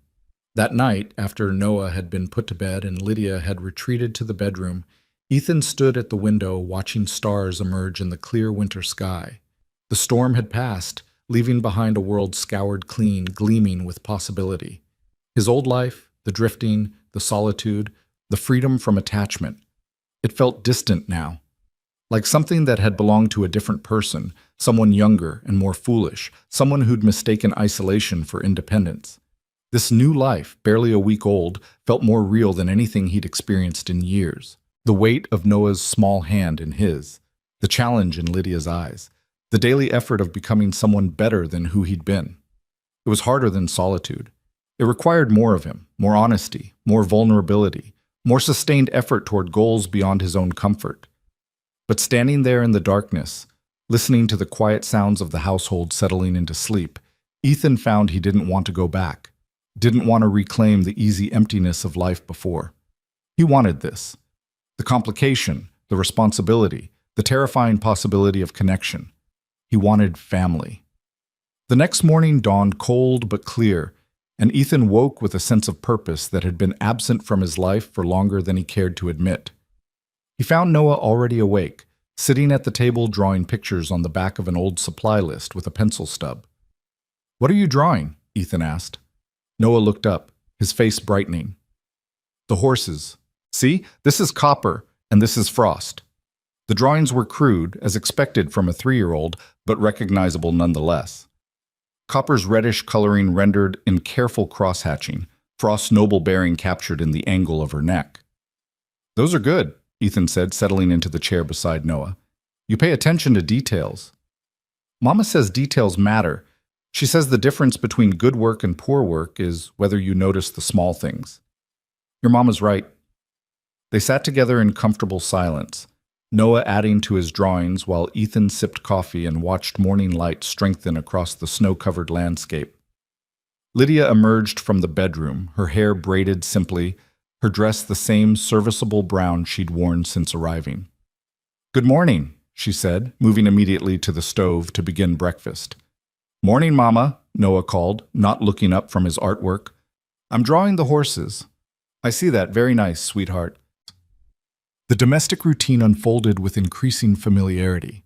Breakfast prepared and consumed, dishes washed and put away, the day's tasks discussed and divided. It felt almost natural now, this sharing of space and responsibility. After breakfast, Ethan surprised them both by suggesting a trip to the southern pasture, where a small frozen pond offered ideal conditions for ice skating. "I don't have skates," Lydia said immediately. "Neither do I, but we can slide. Noah would enjoy it." The boy's eyes widened with excitement. "Really? Can we, Mama? Please?" Lydia looked uncertain, but she nodded. "All right, but only for an hour. It's too cold to stay out longer." They bundled up and made the trek to the pond, Noah riding on Ethan's shoulders again, chattering constantly about ice and sliding and whether the frozen surface would hold their weight. The pond lay in a natural depression, protected from wind by surrounding pines. The ice gleamed smooth and black, thick enough to support far more weight than 3 people could provide. Ethan tested it carefully before allowing Noah onto the surface. The boy's first steps onto the ice were tentative, his arms windmilling for balance. Then his feet slipped and he went down hard on his bottom, his face registering shock before transforming into delighted laughter. "That's slippery, sit," he announced, as if this were a marvelous discovery. Ethan helped him up and showed him how to slide his feet rather than lift them, how to use momentum and balance to glide across the frozen surface. Noah caught on quickly, his small body adapting to the new challenge with the resilience of childhood. Lydia watched from the shore, her arms wrapped around herself against the cold. Ethan skated over to her, his own sliding technique rusty but serviceable. "Come on," he said, extending his hand. "You can't just watch. I'll fall." "So?" Noah's fallen a dozen times already. Hasn't dampened his enthusiasm. She hesitated, then placed her hand in his. Her fingers were cold even through her gloves, and Ethan closed his grip gently, providing anchor and support as she stepped onto the ice. Her first sliding step was awkward, her second more so. She clutched his arm with both hands, her eyes wide with uncertain concentration. But slowly, gradually, she found the rhythm of it, the push and glide, the controlled surrender to momentum. They slid across the frozen surface together, Noah zooming past them with abandon, and for a few moments the 3 of them existed in perfect freedom. No past weighing them down, no uncertain future clouding the present. Just movement and laughter and the simple joy of shared experience. Lydia's laugh, when it finally came, was bright and unrestrained, the sound of a woman who'd forgotten how to be young, remembering. Her face transformed, years of worry and hardship falling away to reveal the girl she must have been before responsibility claimed her. Ethan saw that girl and thought, I could have loved her, and immediately corrected himself. I could love her. Not the ghost of who she'd been, but the woman she'd become. Strong and fierce and devoted. Capable of both tender nurture and iron resolve. They stayed until Noah's cheeks turned bright red with cold, and Lydia's shivering became too pronounced to ignore. Then they made their way back to the house, tired and happy, the kind of exhaustion that came from joy rather than mere labor. That night, after Noah had fallen asleep almost before his head touched the pillow, Lydia lingered in the main room longer than usual. She sat by the fire, hands wrapped around a cup of tea, staring into the flames with an expression Ethan couldn't quite read. Thank you, she said finally. For today. Noah needed that. So did you. She glanced at him, surprise flickering in her eyes. Perhaps. When's the last time you did something just for enjoyment? Not because it was practical or necessary, but just because it brought pleasure. Lydia was silent for a long moment. I can't remember. That's what I thought. Enjoyment is a luxury I couldn't afford. Every moment, every resource had to serve survival. There was no space for frivolity. You're not just surviving anymore, Ethan said gently. You're allowed to live. She turned to face him fully. Am I? Or am I still just one crisis away from losing everything? Winter will end, spring will come. And then what? We continue this arrangement? We pretend we're something we're not? What if we stopped pretending and started building? Building what? Something real, something lasting. Ethan leaned forward, his elbows on his knees, his eyes holding hers. I know I have no right to ask. I know I've earned nothing from you except distrust, but I want to try, Lydia. I want to build a life that includes all three of us, not because obligation demands it, but because I'm starting to believe it's what I want most. Lydia's expression remained guarded, but he saw the flicker of hope beneath the caution, quickly suppressed. Pretty words, Ethan, but I've learned that words are easy. It's action that matters. Then watch my actions. Judge me by what I do, not what I say. I already am. They sat in silence after that, the fire crackling between them, each lost in thoughts of futures both hoped for and feared. Finally, Lydia rose and moved toward the bedroom. At the threshold, she paused and looked back. You're doing better than I expected, she admitted quietly. With Noah. With all of this. But don't mistake a good week for permanent change. The real test comes when the novelty wears off, and what remains is just daily work and sacrifice. I understand. Do you? Because I'm not convinced you know what you're signing up for. Children are relentless, Ethan. They need constantly, demand constantly, reshape every aspect of your life to revolve around them. The freedom you've enjoyed, the solitude you've chosen, all of that ends if you truly commit to being his father. Maybe I'm ready for it to end. Maybe, Lydia echoed. Or maybe you just think you are because it's new and interesting. Time will tell. She disappeared into the bedroom, leaving Ethan alone with the fire and the profound truth of her warning. She was right to doubt him. His entire adult life had been about avoiding exactly this kind of commitment. What made him think he could transform so completely, so quickly? But then he thought of Noah's small hand in his, the boy's delighted laughter on the ice, the way those gray eyes, so like his own, looked at him with dawning trust. He thought of Lydia's rare smile, her fierce devotion, her quiet strength that made his own past independence seem hollow by comparison.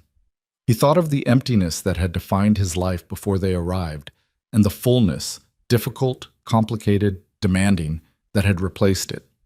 Maybe Lydia was right. Maybe time would reveal him incapable of sustaining this transformation. But for now, in this moment, Ethan knew one thing with absolute certainty. He wanted to try. Not because it was easy or comfortable or expected, but because for the first time in his life, he'd found something worth the effort of becoming better. And that, he thought, was at least a beginning. 3 weeks into their shared winter, The rhythm of daily life had worn grooves so deep that Ethan sometimes forgot there had been a time before Lydia and Noah occupied his house and his thoughts. The sharp edges of strangeness had smoothed into something approaching normalcy.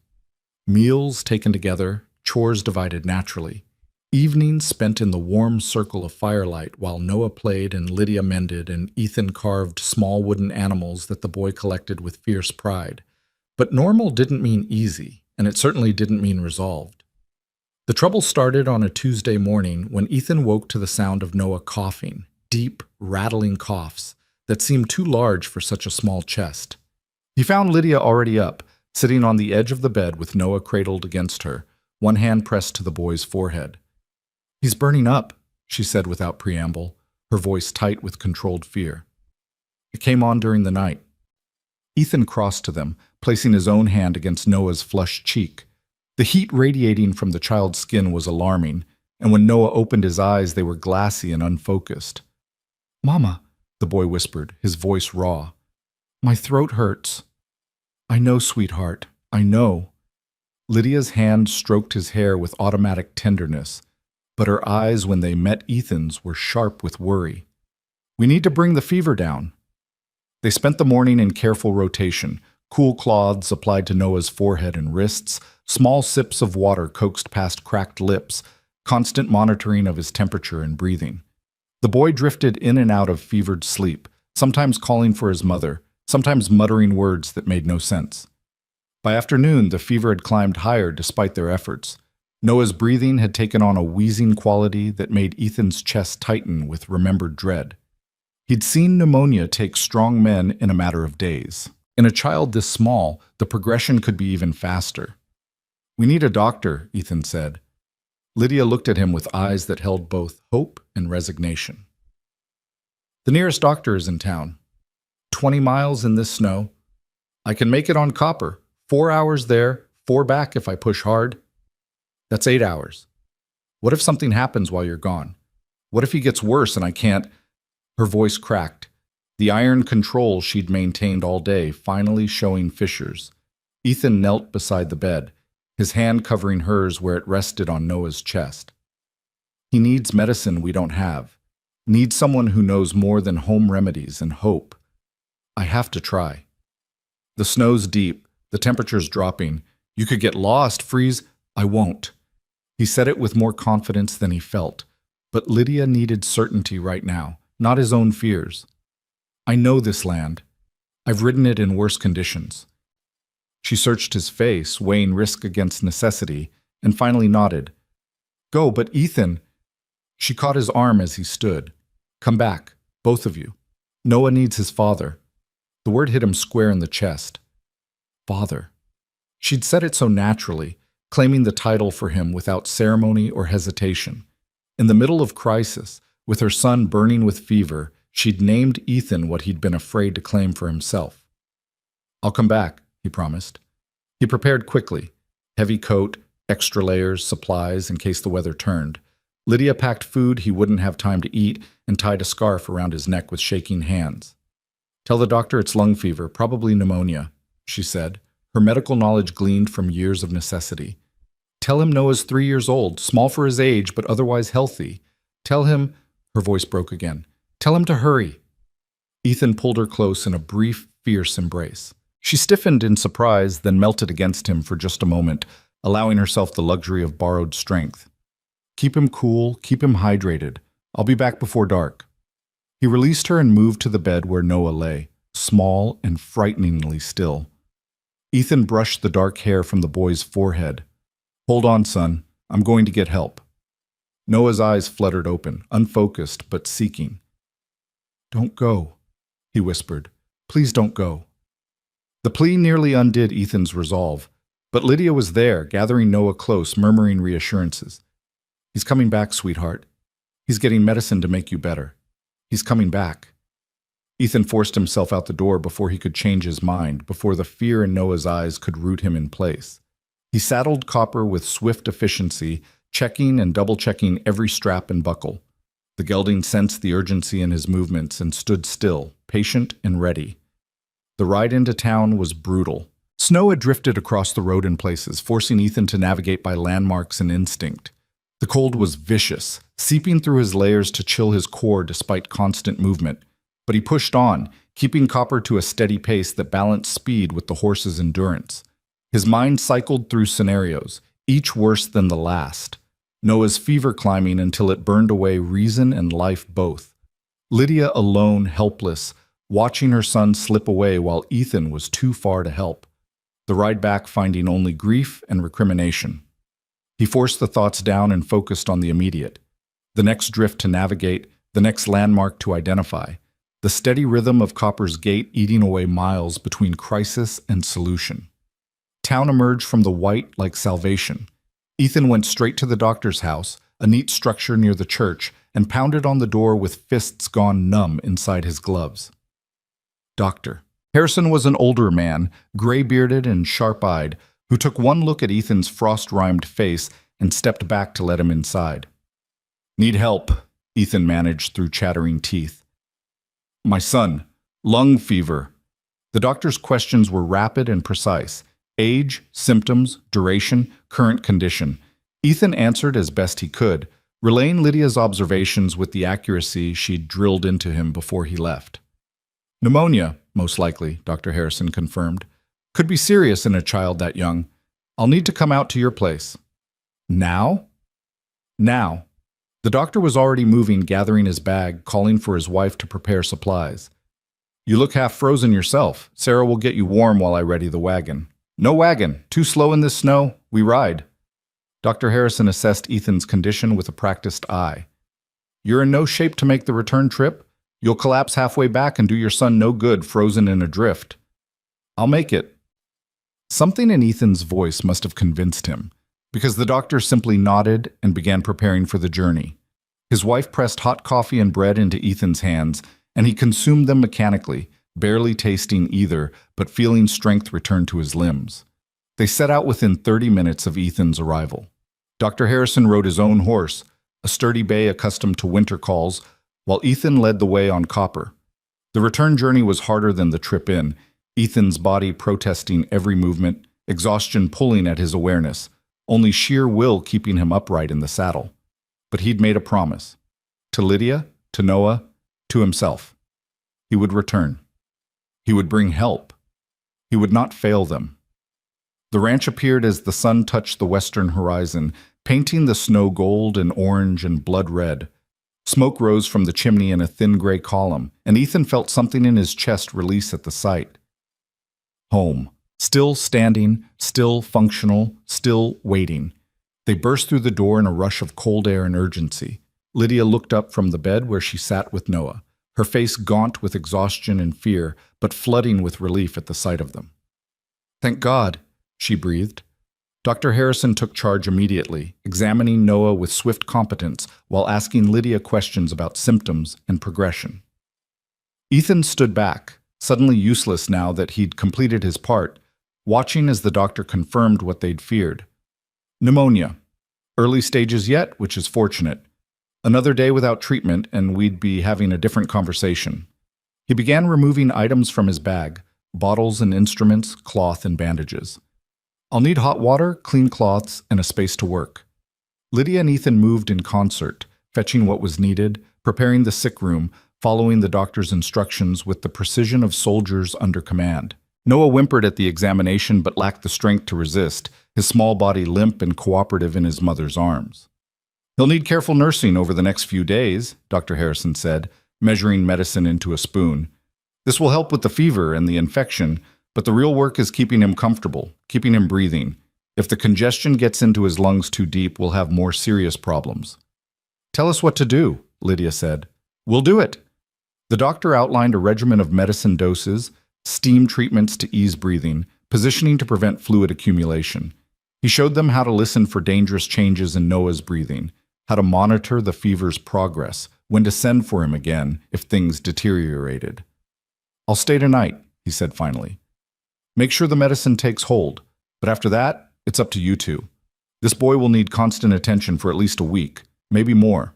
"We can do that," Ethan said, and Lydia's hand found his in silent agreement.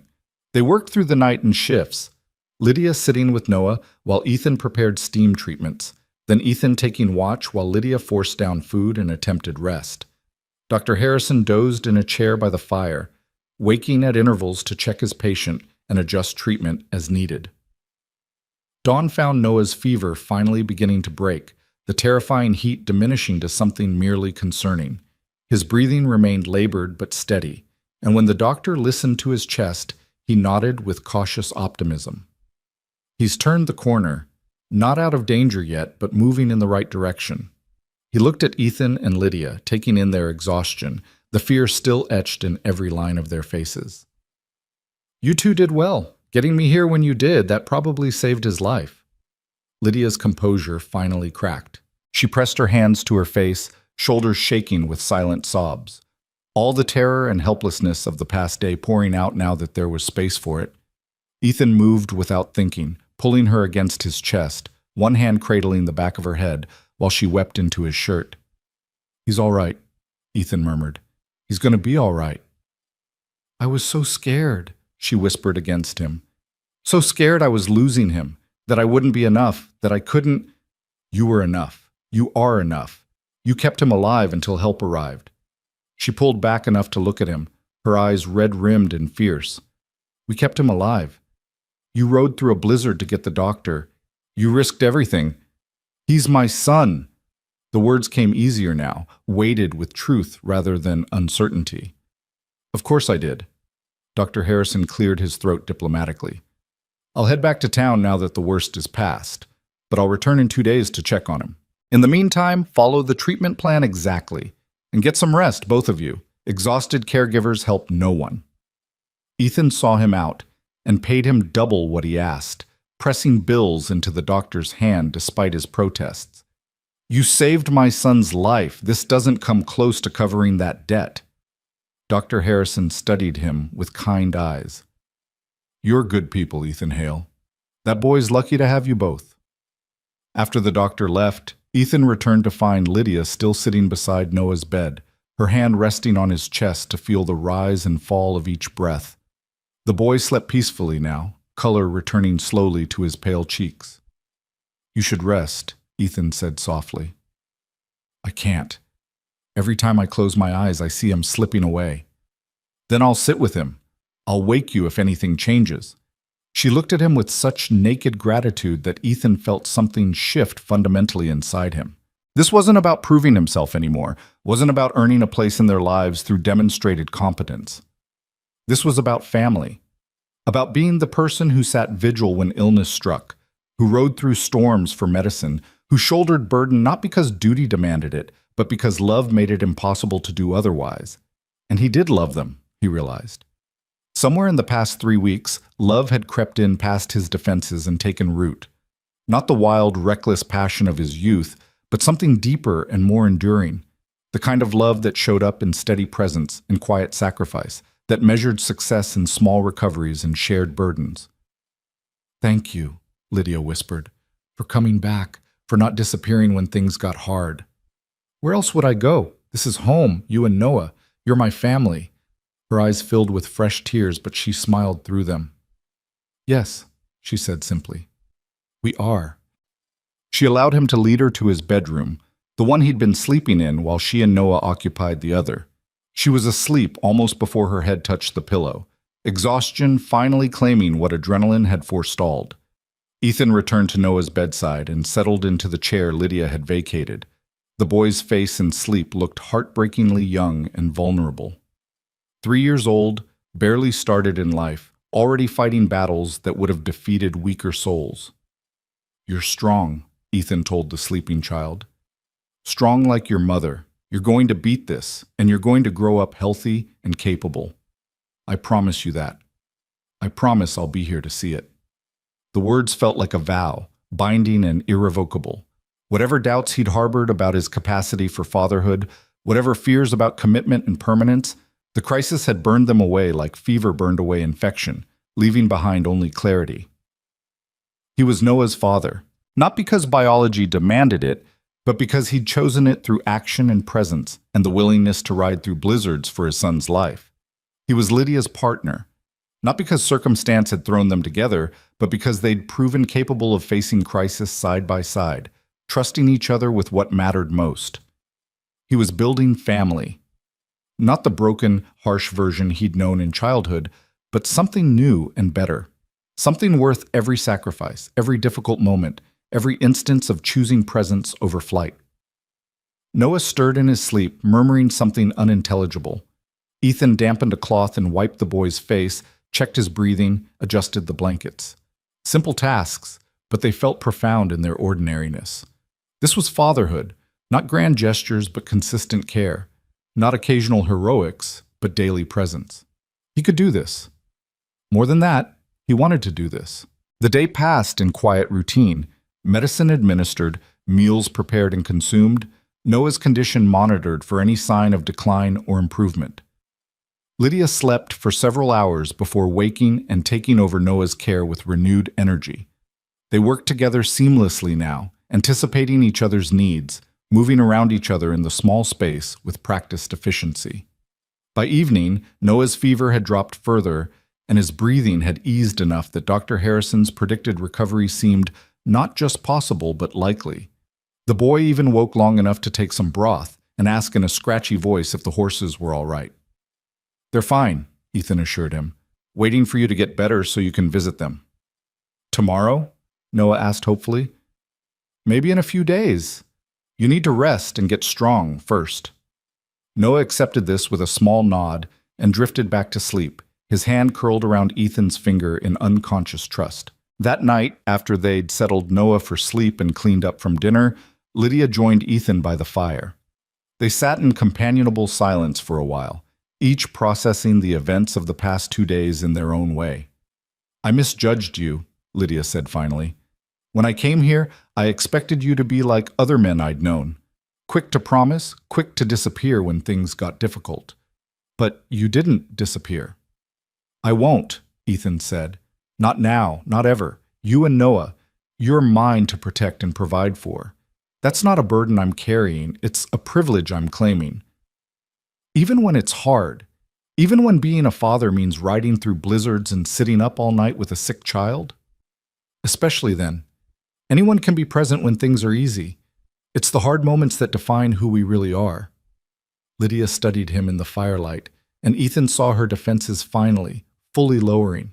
The woman who'd survived alone for so long was allowing herself to trust, to lean, to believe in partnership. "When spring comes," she said quietly, "I'd like to stay. If the offer's still open, not as your cook, but as—" She hesitated, searching for words. "As my wife," Ethan finished, "if you'll have me. I know I'm not much, just a rancher with a remote piece of land and a past full of mistakes. But I love you, Lydia. I love Noah. I want to build a life with both of you, not because circumstances demand it, but because it's what I choose." "You love me?" Her voice held wonder and uncertainty in equal measure. "I do. I don't know when it happened exactly. Maybe when I saw you care for Noah with such devotion. Maybe when you challenged me to be better than I've been. Maybe it's been growing since the moment you stepped off that stagecoach and faced me without fear or apology."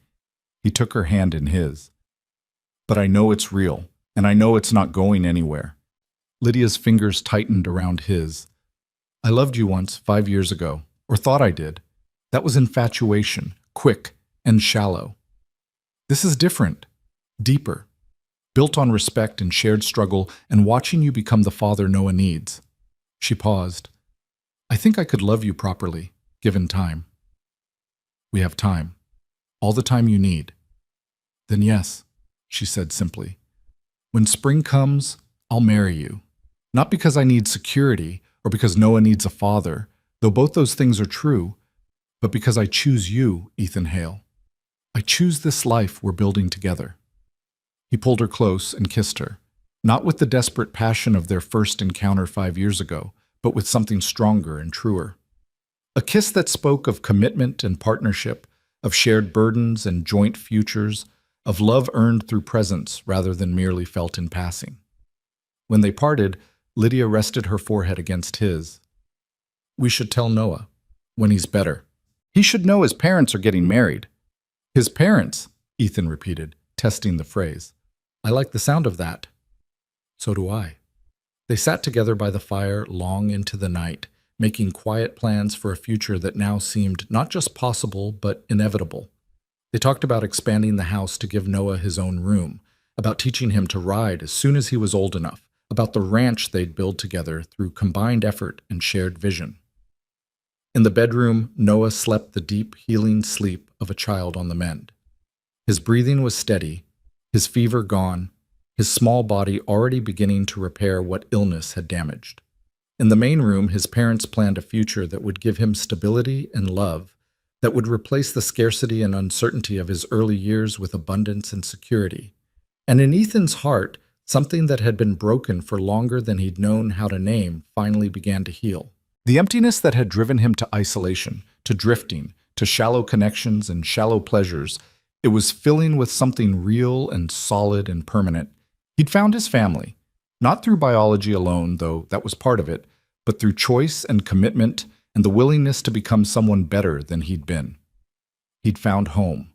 Not just a place, though the ranch would always be that, but a constellation of belonging, a woman who challenged and completed him, a son who trusted and needed him, a life that demanded his best and made him want to give it. The crisis had passed. Noah would recover. Spring would come, bringing with it vows spoken and promises made permanent. But the real transformation had already occurred. Somewhere between Noah's first hug and Lydia's declaration of partnership, between riding through blizzards and sitting vigil by a sick child's bed, Ethan Hale had stopped being a solitary drifter and become something far more important. He'd become a father, a partner, a man who'd finally found something worth staying for, and he would never leave again. The following week passed in careful routine as Noah regained his strength. The boy's recovery was steady but slow, each day bringing small improvements, a stronger voice, better appetite, energy enough to sit up and play quietly with the wooden animals Ethan had carved. Dr. Harrison returned as promised, examined his patient, and pronounced himself satisfied with the progress. He's through the worst of it. Just needs rest and good nutrition now. Keep doing what you're doing. As the doctor prepared to leave, Ethan walked him to his horse. Thank you again for coming out in that weather, for saving his life. That's my job. Dr. Harrison swung into the saddle. But I'll tell you something, that boy's got good people looking after him. That matters more than medicine sometimes. Love's a powerful healer. After he left, Ethan returned to find Noah awake and asking for stories. He settled into the chair beside the bed and began telling tales of the ranch's history, of the land and the seasons, of wildlife and weather, and all the small dramas that comprise life in this remote corner of Montana. Noah listened with rapt attention, interrupting occasionally with questions that showed he was truly listening, truly absorbing. And when Ethan mentioned that come spring, he and Lydia would be getting married, the boy's face lit up with joy so pure it made Ethan's chest ache. Really? You're going to be married? That means we get to stay forever? Forever, Ethan confirmed. This is your home now. Our home. Noah threw his small arms around Ethan's neck, and Ethan held him carefully, mindful of the boy's lingering fragility, but returning the embrace with feeling. I love you, Noah whispered against Ethan's shoulder. I love you, Papa. The word, Papa, landed like a benediction. Ethan's throat tightened with emotion too large for words, and he simply held his son, this precious gift he'd done nothing to deserve but everything to claim. I love you too, son. So much. Lydia stood in the doorway watching them, tears streaming down her face. But these were tears of joy, of relief, of witnessing the family she'd built alone finally becoming complete. The hard times weren't over. There would be challenges ahead, difficulties to navigate, moments that tested their commitment and resolve. But they would face them together, as family, as partners, as people who'd chosen each other through both crisis and calm. And that made all the difference. Winter loosened its grip gradually, as it always did in Montana, not surrendering in a single dramatic thaw, but retreating inch by inch, day by day, until one morning Ethan woke to the sound of water dripping from the eaves and knew the worst had passed. Noah had fully recovered by then, his energy returning with the kind of boundless enthusiasm only children possessed. He followed Ethan everywhere now, a small shadow in oversized boots, peppering him with questions, and offering help that was more hindrance than assistance, but deeply cherished nonetheless. "Papa, can I carry the hammer?" "Papa, why does the fence need fixing?" "Papa, when can I ride Copper by myself?" Each use of that title, Papa, still struck Ethan with fresh wonder. He'd gone from stranger to father in the space of a winter, and the transformation felt both impossibly swift and absolutely right. The morning that changed everything started like any other. Ethan was repairing the fence damaged in the early winter storm, Noah handing him nails one at a time with solemn concentration when Lydia called from the house, her voice carrying urgency. They found her standing at the window, one hand pressed to her mouth, staring down the road. A wagon was approaching, moving slowly through the melting snow, and Ethan felt his stomach tighten with instinctive wariness. Visitors were rare this far from town, and unexpected ones usually brought trouble. The wagon pulled into the yard, driven by a man Ethan vaguely recognized from town. Henderson, the merchant who ran the general store. Beside him sat a woman in expensive traveling clothes, her face pinched with cold and what appeared to be permanent disapproval. "Mr. Hale," Henderson called, climbing down from the wagon. "Sorry to intrude. This is Mrs. Dorothy Carlyle. She's been asking after Miss Moore and her boy." Lydia had gone very still, her hand finding Noah's shoulder and pulling him close.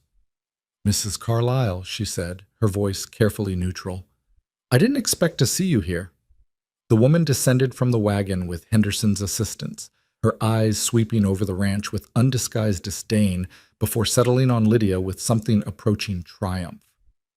"I'm sure you didn't, Miss Moore, or should I say Mrs. Hale.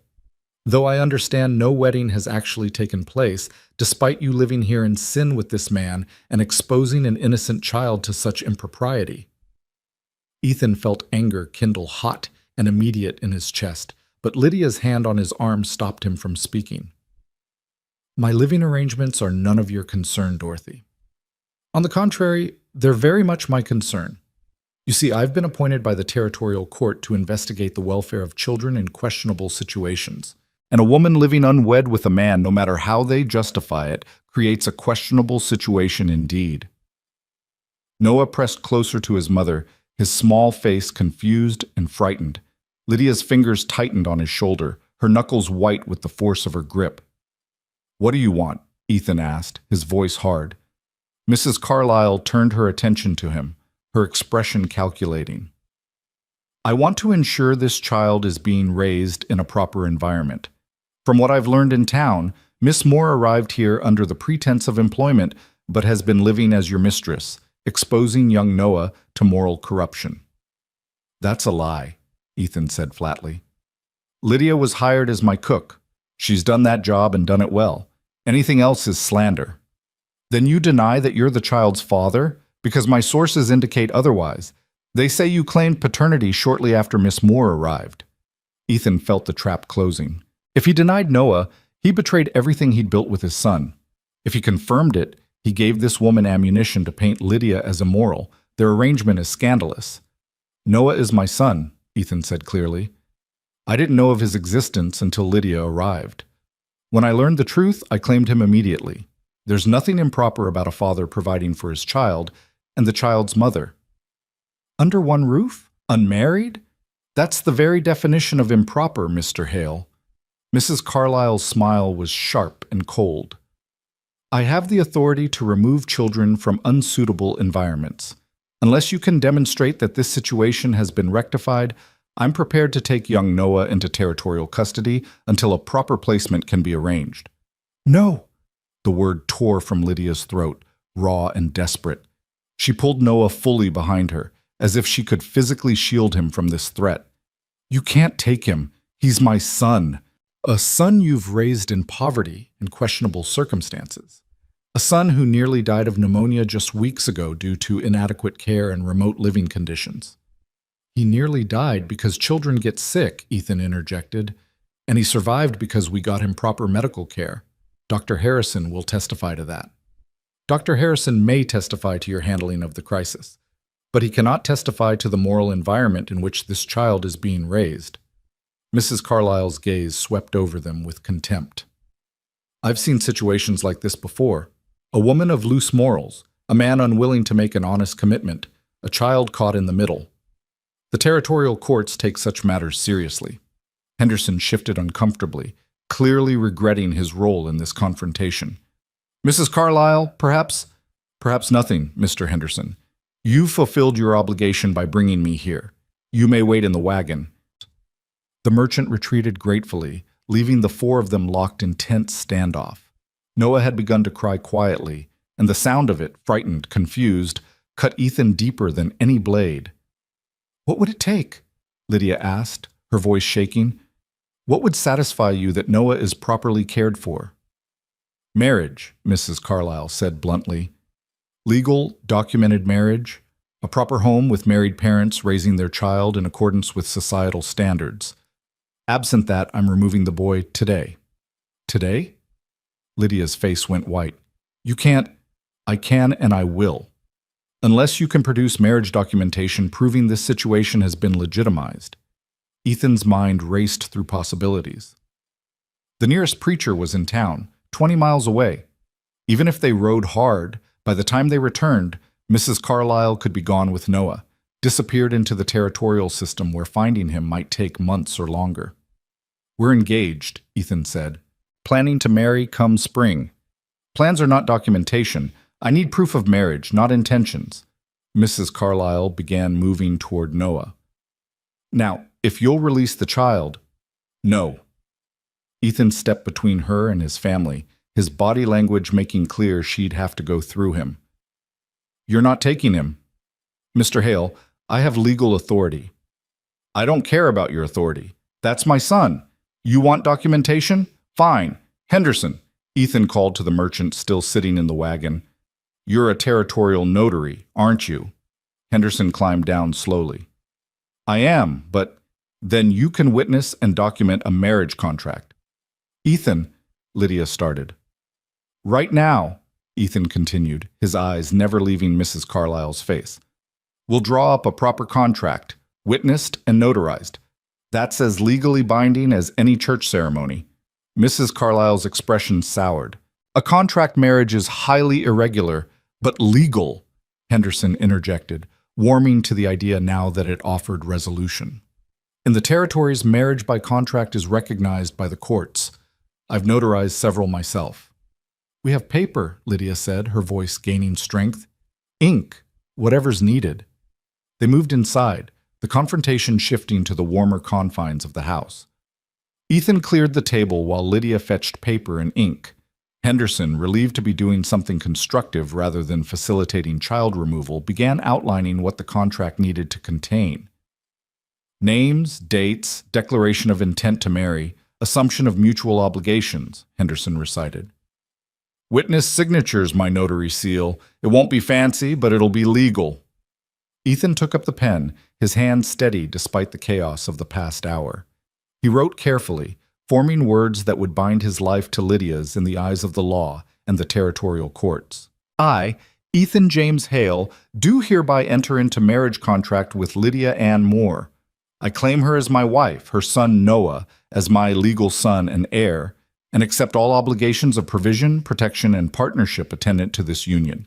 He passed the pen to Lydia. Her hand shook slightly as she added her own declaration. "I, Lydia Ann Moore, do hereby accept marriage contract with Ethan James Hale. I claim him as my husband, accept his protection and provision, and pledge to fulfill all obligations of partnership and shared life." They both signed. Henderson witnessed and applied his notary seal. The entire process took less than 10 minutes, but when it was done, Ethan and Lydia were legally married. Mrs. Carlyle examined the document with barely concealed frustration. She couldn't dispute its validity. The contract was properly formed and notarized.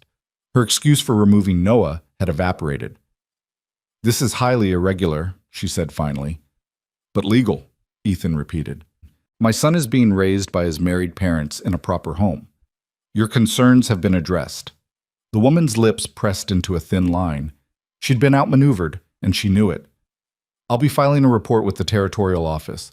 They may wish to conduct their own investigation." "They're welcome to," Lydia said, her voice steady now.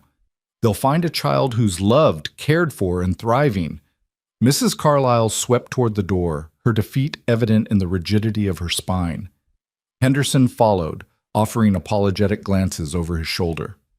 They climbed into the wagon and drove away, disappearing down the road that had brought so much upheaval. Silence filled the house in their wake. Ethan and Lydia stood on opposite sides of the table, the marriage contract between them, reality settling in. They were married, not through careful courtship or planned ceremony, but through crisis and necessity and the fierce desire to protect their son. "Papa?" Noah's small voice broke the quiet. "Is Mama all right?" Lydia knelt and pulled Noah into her arms, holding him tight. "I'm all right, sweetheart. Everything's all right. That woman can't take you away. You're staying right here with Papa and me." "Forever?" "Forever," Lydia confirmed, her voice breaking on the word. Noah seemed satisfied with this and wriggled free to return to his toys by the fire. The resilience of childhood, Ethan thought, crisis past, reassurance given, life resumed. But for the adults, things were more complicated. "I'm sorry," Ethan said quietly. "That's not how I wanted us to marry." Lydia looked up at him, tears streaming down her face. But she was smiling. "You just fought off a territorial investigator and married me in 10 minutes to keep our family together. That's exactly how I wanted us to marry." "It is?" "Every wedding I ever imagined involved two people choosing each other. You just chose me over every other option, every easier path. You chose Noah. You chose us." She stood and crossed to him, her hands finding his. "I don't need a church, or a white dress, or guests throwing rice. I need a partner who'll stand beside me when things get hard. And you just proved you're that partner." Ethan pulled her close, holding her the way he'd wanted to since the moment Mrs. Carlyle had appeared. "I meant every word in that contract. You're my wife. Noah's my son. This is our family, and I'll protect it with everything I have." "I know," Lydia whispered against his chest. "I've known since you rode through that blizzard for medicine, since you sat up all night with Noah when he was sick, since you gave up your solitude and your independence because being with us mattered more." They stood together, wrapped in each other's arms, while Noah played contentedly by the fire and outside the snow continued its slow surrender to spring. The crisis had passed, but it had also crystallized everything, burned away the last of their hesitation and uncertainty, leaving only the solid truth of their commitment. "We should celebrate," Ethan said after a while. "It's not every day a man gets married." "How do you propose we celebrate? We're 20 miles from the nearest town. We could take a family ride and show Noah the boundary markers, explain that all this land is his inheritance now." Lydia pulled back to look at him. "His inheritance? I'll need to update my will. Everything I own goes to my wife and son now. That's how family works." Fresh tears spilled down her cheeks. "You're really doing this, making us permanent, making us real. You've been real since the moment you stepped off that stagecoach. I'm just catching up to what you've known all along."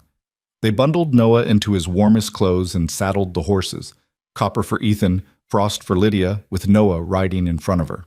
The three of them rode out across land that was transitioning from winter white to the first hints of spring green, and Ethan explained property boundaries and future plans. "We'll expand the herd come summer," he said. "Maybe add a few milk cows so Noah can have fresh milk year-round. We'll need to expand the barn, build a proper chicken coop. Lydia, if you want a garden, we can clear space on the south side of the house where it gets the most sun." "I'd like that," Lydia said. "And maybe we could add a room to the house. Give Noah his own space as he grows." "Already planning it. Thought we'd build onto the east side, add 2 rooms, one for Noah now, one for future children." "Future children?" Lydia's voice held surprised pleasure. "If you want them. I'd like Noah to have siblings. I'd like us to build a big, loud, happy family. Unless you'd rather not." "I'd like that very much," Lydia interrupted. "I always wanted more children. I just never thought I'd have the chance." They rode in companionable silence for a while, Noah pointing out animal tracks and asking questions about everything he saw. The boy had recovered all his energy and curiosity, his brush with serious illness just a fading memory. "Look, Mama," Noah called suddenly. "Flowers!" Indeed, at the base of a sun-warmed rock, the first wildflowers of spring had pushed through the remaining snow, tiny purple blooms that promised winter's end and new beginning. Ethan dismounted and picked a handful, presenting them to Lydia with a slight bow. Every bride deserves flowers on her wedding day. Lydia accepted them with a tremulous smile. They're beautiful. Thank you. Not nearly as beautiful as you. Noah giggled at this exchange, delighted by his parents' obvious affection. Papa's being romantic, Mama. Yes, he is, Lydia agreed, her eyes soft on Ethan's face, and I like it very much. They returned home as the sun began its descent toward the western peaks, painting the snow in shades of pink and gold. Lydia prepared a special dinner, the best cuts of meat from their stores, bread baked fresh, even a small cake sweetened with precious sugar she'd been hoarding. What's the occasion? Noah asked, eyeing the feast. Your papa and I got married today, Lydia explained. That's worth celebrating. Does that mean we have a wedding cake? It means we have cake, Ethan said. And it means I get to kiss your mama whenever I want. He demonstrated, pulling Lydia close and kissing her soundly while Noah made exaggerated faces of disgust that couldn't quite hide his delight. They ate together at the table, the three of them, and talked about everything and nothing, plans for spring planting, ideas for Noah's education, memories of the winter they'd survived together. The conversation flowed easily, punctuated by laughter and the comfortable silences of people who knew each other deeply. After dinner, Noah asked for a story, and Ethan found himself recounting the tale of his and Lydia's first meeting 5 years ago, edited heavily for young ears, but honest about the fact that they'd met briefly, parted, and found their way back to each other through unexpected paths. Like destiny? Noah asked. Like second chances, Lydia corrected gently. Sometimes people make mistakes, and life gives them an opportunity to do better. Your papa and I are very grateful for our second chance. Noah accepted this wisdom and allowed himself to be shepherded to bed. Lydia tucked him in while Ethan watched from the doorway, and when she finished, Noah called out to him. Papa, will you tell me good night too? Ethan crossed to the bed and knelt beside it. Good night, son. Sleep well. Papa, I'm glad you married Mama. I'm glad we're a real family now. We've been a real family for a while now. Today we just made it official. What's official mean? It means the whole world knows what we already knew, that we belong together. Noah considered this and nodded, satisfied. I love you, Papa. I love you too, Noah. More than you can possibly understand right now. But someday, when you have children of your own, you'll know exactly how much. He kissed the boy's forehead and stepped back, allowing Lydia to add her own goodnight. Then they retreated to the main room, closing the door softly behind them. For the first time since they'd become married, Ethan and Lydia were alone together. The weight of that reality settled between them, not uncomfortable, but significant. I should tell you, Lydia said, her voice quiet, that I don't expect, that is, the marriage was for Noah's protection, and you don't have to. Ethan stopped her words with a gentle finger against her lips. Don't reduce what we did today to mere practicality. I married you because I wanted to, because I love you, because I can't imagine my life without you in it. But we barely know each other. Not really. We've had one winter together, most of it spent focused on Noah. I know you're strong enough to survive anything. I know you're devoted to our son beyond measure. I know you're capable and intelligent, and you challenge me to be better than I've ever been. I know I trust you with my life, my land, my future. He took her hands in his. What else do I need to know? That I'm scared, Lydia whispered. That I've been alone so long I'm not sure I remember how to be part of a partnership. That I might fail you, disappoint you. Impossible. You're the strongest person I've ever met. I'm terrified of losing this, of losing you, of losing Noah, of waking up and finding it was all temporary. Ethan pulled her close, wrapping her in his arms. Nothing about this is temporary. I married you for life, Lydia. For better or worse, sickness and health, all those promises people make in churches, I'm making them to you now. I'm not going anywhere, neither are you. We're building something permanent. She relaxed against him, her head resting over his heart. I want to believe that. Then believe it. Trust me. Trust us. They stood together in the firelight, holding each other, until the tension slowly bled from Lydia's frame and she lifted her face to his. Kiss me, she whispered. Kiss me like you mean all those promises. Ethan kissed her thoroughly, deeply, with all the love and commitment and fierce protectiveness he felt. This wasn't the reckless passion of their first encounter years ago. This was something far more powerful, the joining of two people who'd survived separately and chosen to build together, who'd been tested by crisis and emerged stronger. When they finally parted, Lydia was smiling, her eyes bright with tears and joy in equal measure. "Take me to bed, husband," she said softly. "Show me what forever feels like." Ethan did, leading her to his room, their room now, and closing the door on the world outside. What passed between them that night was tender and profound, a physical manifestation of vows spoken and promises made, of two broken people finding wholeness in each other's arms.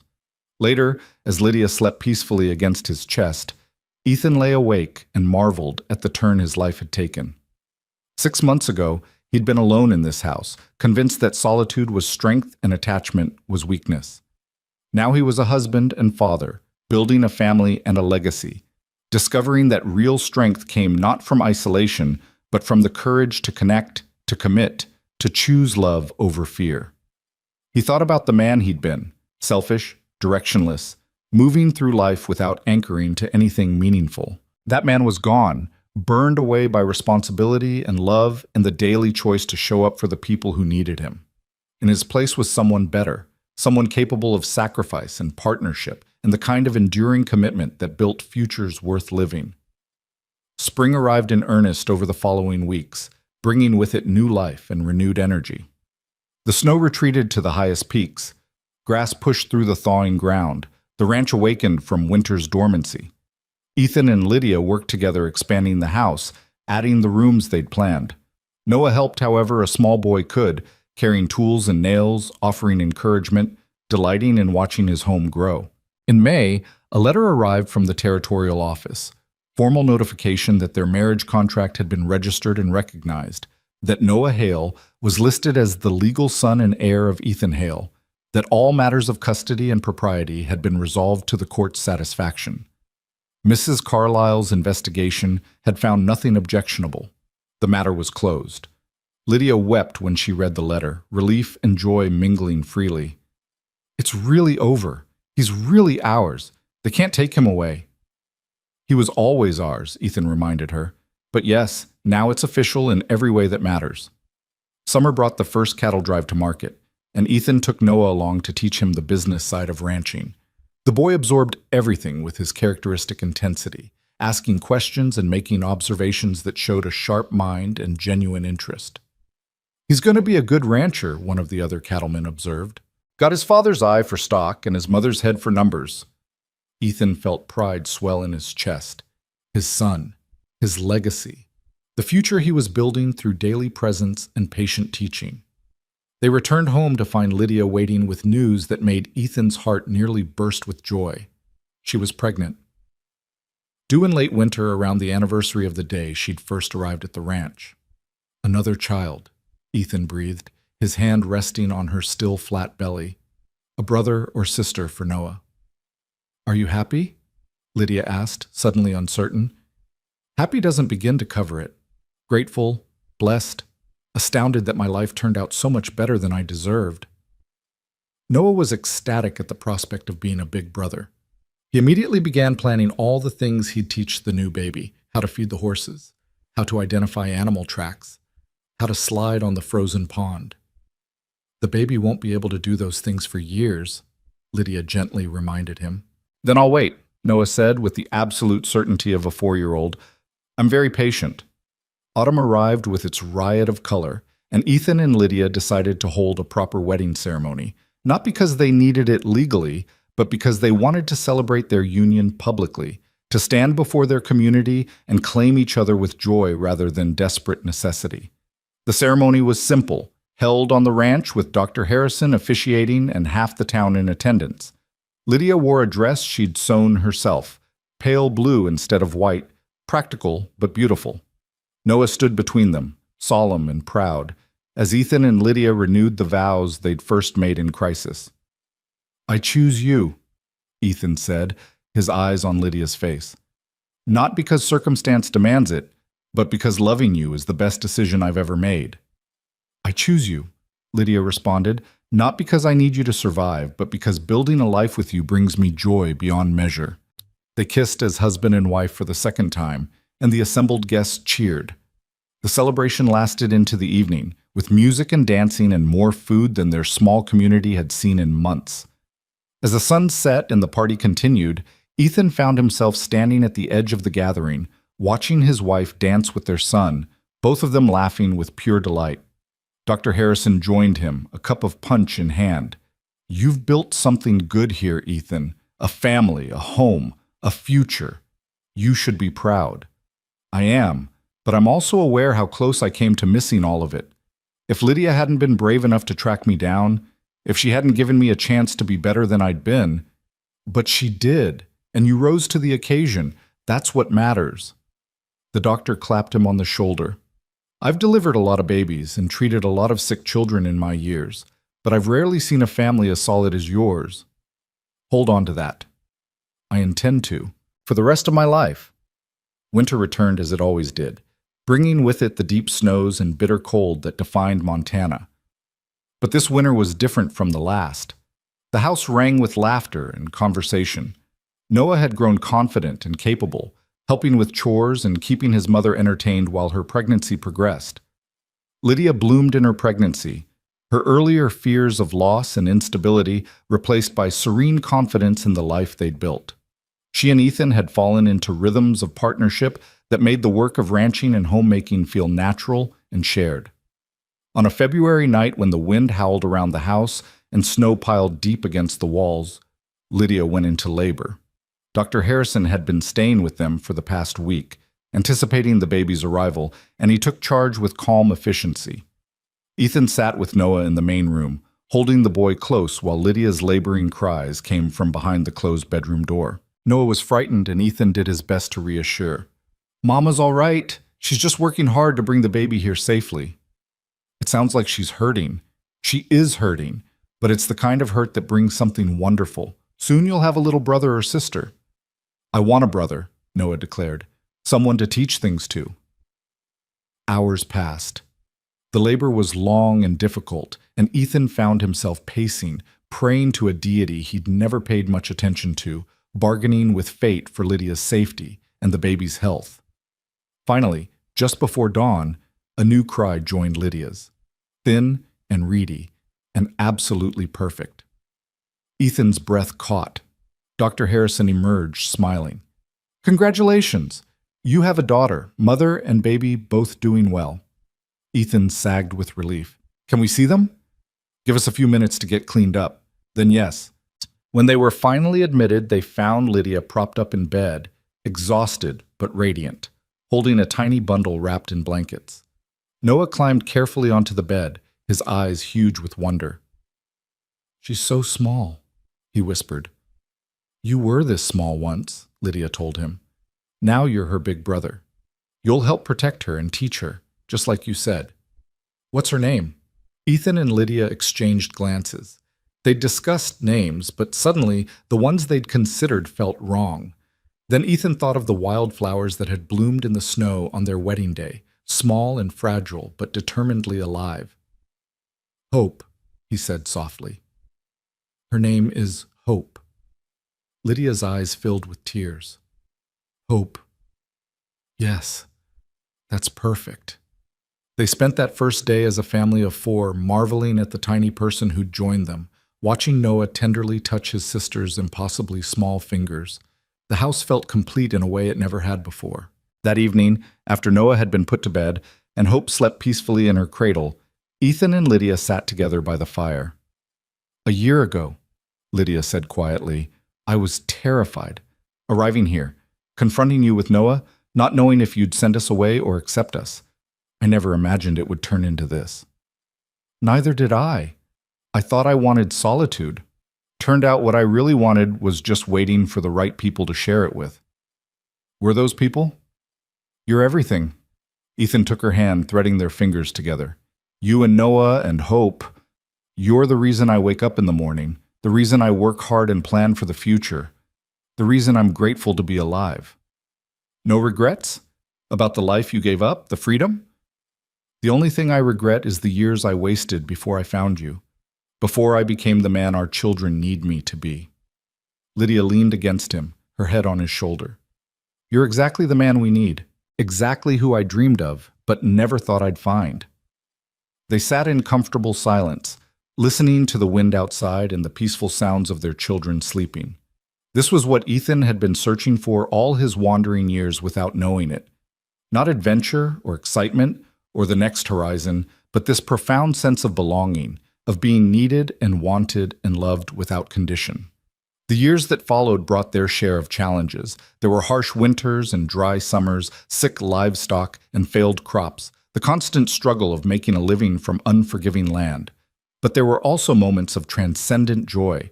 Noah's first successful ride on copper, Hope's first steps, the addition of more children to their growing family, the slow but steady expansion of the ranch until it became one of the most successful in the territory.